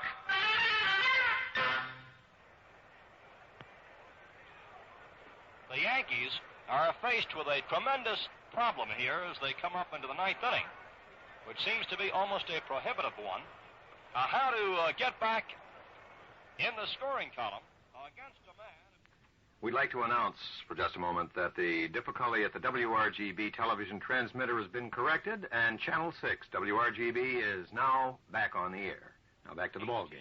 by the Yankees against the Giants back on October 2nd of 1936. So the Braves are shy of that number, but they have rung up 13 runs today on 15 hits. Bauer is 1 for 3 as he faces Burdette in this ninth inning. Hank has one of the 3 hits off Lew, and the first pitch comes in high for a ball. Well, the Yankees started out this afternoon as if this were to be their day. A single, an error, and a walk loaded the sacks. But that proved to be the only Yankee threat up to this point. A run scored in that frame, and then Mantle's homer accounted for the other. Ball 1 to Bauer, leading off the ninth. And the next pitch is inside, ball 2. To recap all of the scoring for the Braves and all of their hitting is a monumental project, which I'm sure the Milwaukee fans would savor and will be talking about for some time to come. The pitch is low, and it's ball 3 to Bauer. And now Burdette is in danger of snapping his streak at 15 in a row, and in danger of also yielding his first walk today, although he has given up one, which was an intentional walk to Mantle in the first inning. Here's the 3-0 pitch. Ball, hold it, a called strike as Bauer started to go to first base. And as Charlie Berry's hand went up, Bauer took another look and moved back in the batter's box. So Hank almost coaxed that one, but not quite. It's ball 3, strike 1. Now Burdette starts the windup. Here it comes. And there's a high foul, which is going back over our heads. On the count now is 3-2 to Bauer. Hank now is outside the batter's box for the moment, as Charlie Berry is giving the plate a bit of a dusting. Now Bauer moves back in. Burdette back off the mound for a moment, decides to go to the rosin bag. Count now is 3-2. Here's the windup by Lew. The pitch. There goes a long fly ball to deep left field, near the line. Pafko is going back. It is a home run. Hank Bauer, setting a home run up over the left field fence, is trotting around the bases. And the Yankees had another run, snapping the Burdette streak at 15 in a row, as Bauer gets his second hit of the afternoon, a home run to left.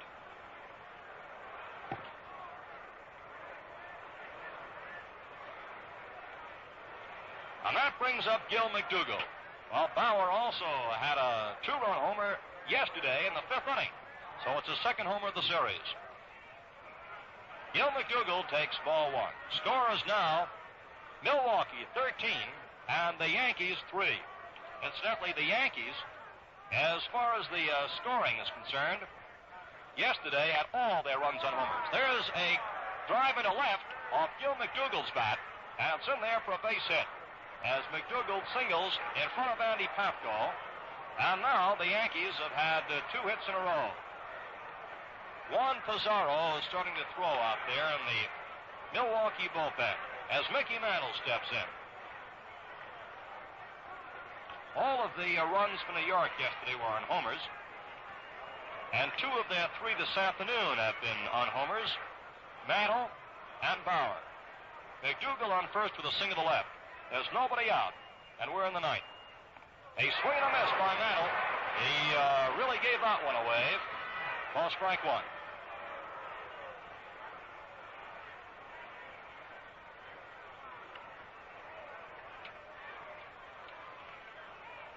The Yankees have left only 1 runner so far on base. Only the Dodgers, in Larson's perfect game, left fewer. They have nobody on.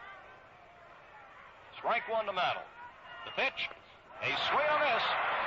And Mickey again took that big cut, which evoked this roar from the fans here in Milwaukee, as he obviously was going for the fences.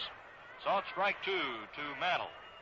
McDougall on first, nobody out in the 9th inning, and it's a 13-3 ball game with the Braves holding a big 10-run lead. Mantle, hitting left-handed against Burdette, in and waiting. 2 strikes the count. Has a look toward first. The pitch. There goes a fly ball to deep left center field. Papko is going back. He's in the center path, still moving back. He jumps. Can't get it. It's a home run.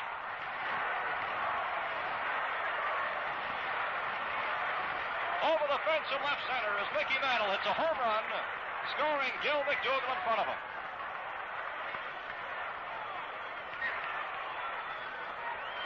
Well, the Yankees, showing their home run might, are putting on a 9th-inning chapter here, in which they have now scored 3 runs, and it's now 13-5. Mantle has hit 2 in this game, Barrow 1. The batter now is Norm Siebert. Lew Burdette, with nobody out in the 9th inning, starts the windup. And the pitch swung on. There's a line drive to short right. Aaron comes in, can't get it. And it's in there for a base hit.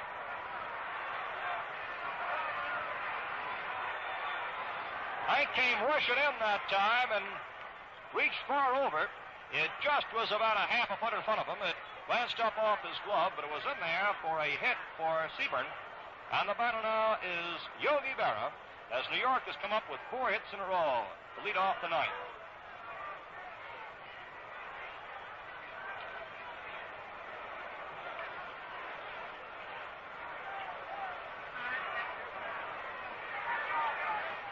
Yogi Berra up there. Norm Siebert on first. The score of the ball game: Milwaukee 13, the New York Yankees 5, and there's nobody out. Siebert on with a single. Berra takes a called strike. Lew Burdette, who was rolling along here and apparently had this one all locked up, still has a most convincing lead. However, all of a sudden the Yankees have come storming back, and Don McMahon, the ace relief artist, fastballer of the Braves, is now warming up, as the Yankees have come up with a homer, a single, a 2-run homer, another single. Berra swings and misses, and it's strike 2. The Yankees, noted for their home run strength this afternoon, have had 3 homers, 2 by Mantle, 1 by Bauer. And in the first inning for the Braves, Bruton and Burdette had homers. All set to go, 2 strikes to Berra. Here's the pitch, and there is a foul coming back out of play, and the count holds at strike 2.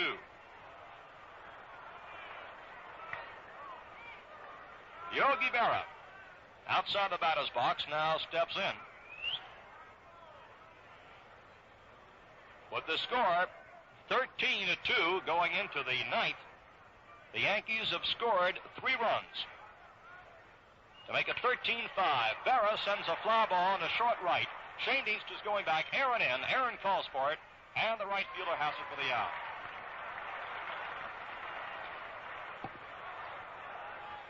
So that brings up Bill Skowron, who is 0 for 3.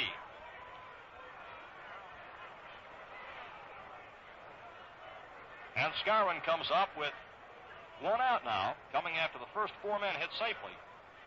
And Norm Siebert at first base. The outfield is deep for Skowron, who had a home run for New York in yesterday's game. Burdette ready. Here's the pitch, and it's over in the inside corner for a called strike. Strike 1 to Bill Skowron.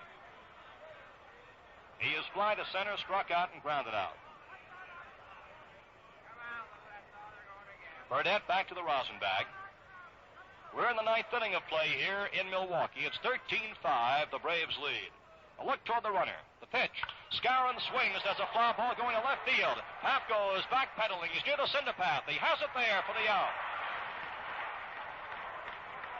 They're 2 away. And Bobby Richardson is at the plate. So Bobby Richardson is now coming up. Man on first and 2 outs. Right-handed batter. Steps in now.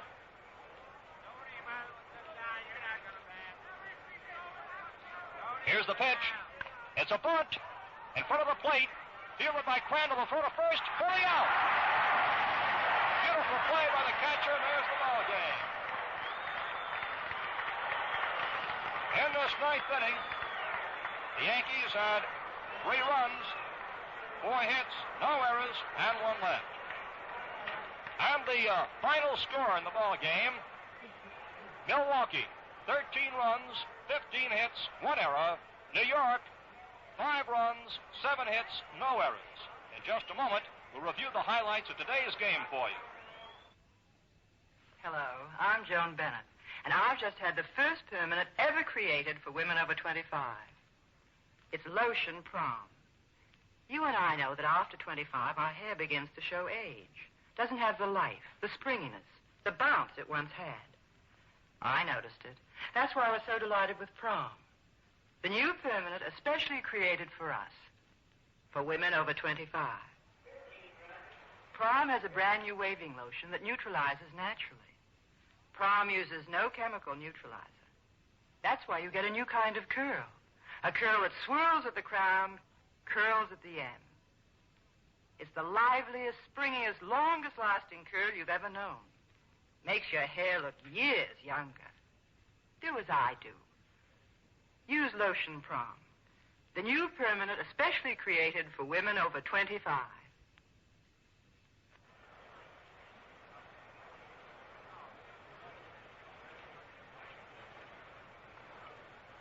Well, it was too much first inning for Casey Stengel's New York Yankees as the Braves exploded against 3 Yankee pitchers. Bob Turley, Duke Massa replaced him after Turley had managed only 1 out. And then Johnny Cooks finally came in to put out the fire as Milwaukee sent up 10 hitters and came up with 7 runs on 5 base hits, including a leadoff home run by Billy Bruton, who now in this 1958 World Series has 4 hits and 6 times at bat. The crowning blow was a 3-run home run by the pitcher himself, Lew Burdette, who turns back the New York Yankees for the 4th consecutive time. His record against New York last year was 3 wins and no defeats as he beat the Yankees 4-2 in the 2nd game, 1-0 in the 5th game, and 5-0 in the 7th game. And this afternoon's final score, Milwaukee 13 and the Yankees 5. So now we move on to Yankee Stadium, where the New York Yankees will have it right on the line as these Milwaukee Braves have taken the first 2 games of the series. Go in there now, and they have to win 2 out of the remaining 5, while the New York Yankees must win 4 of the remaining 5s to win this 58 series.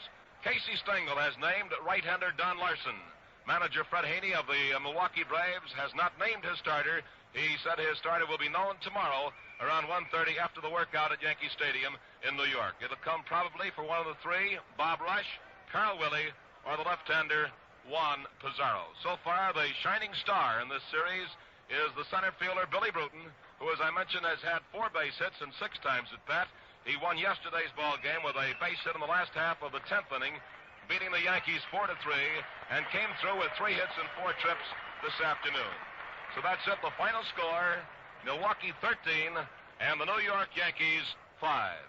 This broadcast is authorized under broadcasting rights granted by the Commissioner of Baseball, solely for the entertainment of our listening audience, and any publication, rebroadcast, or other use of the descriptions and accounts of this game without the express consent of the Commissioner is prohibited.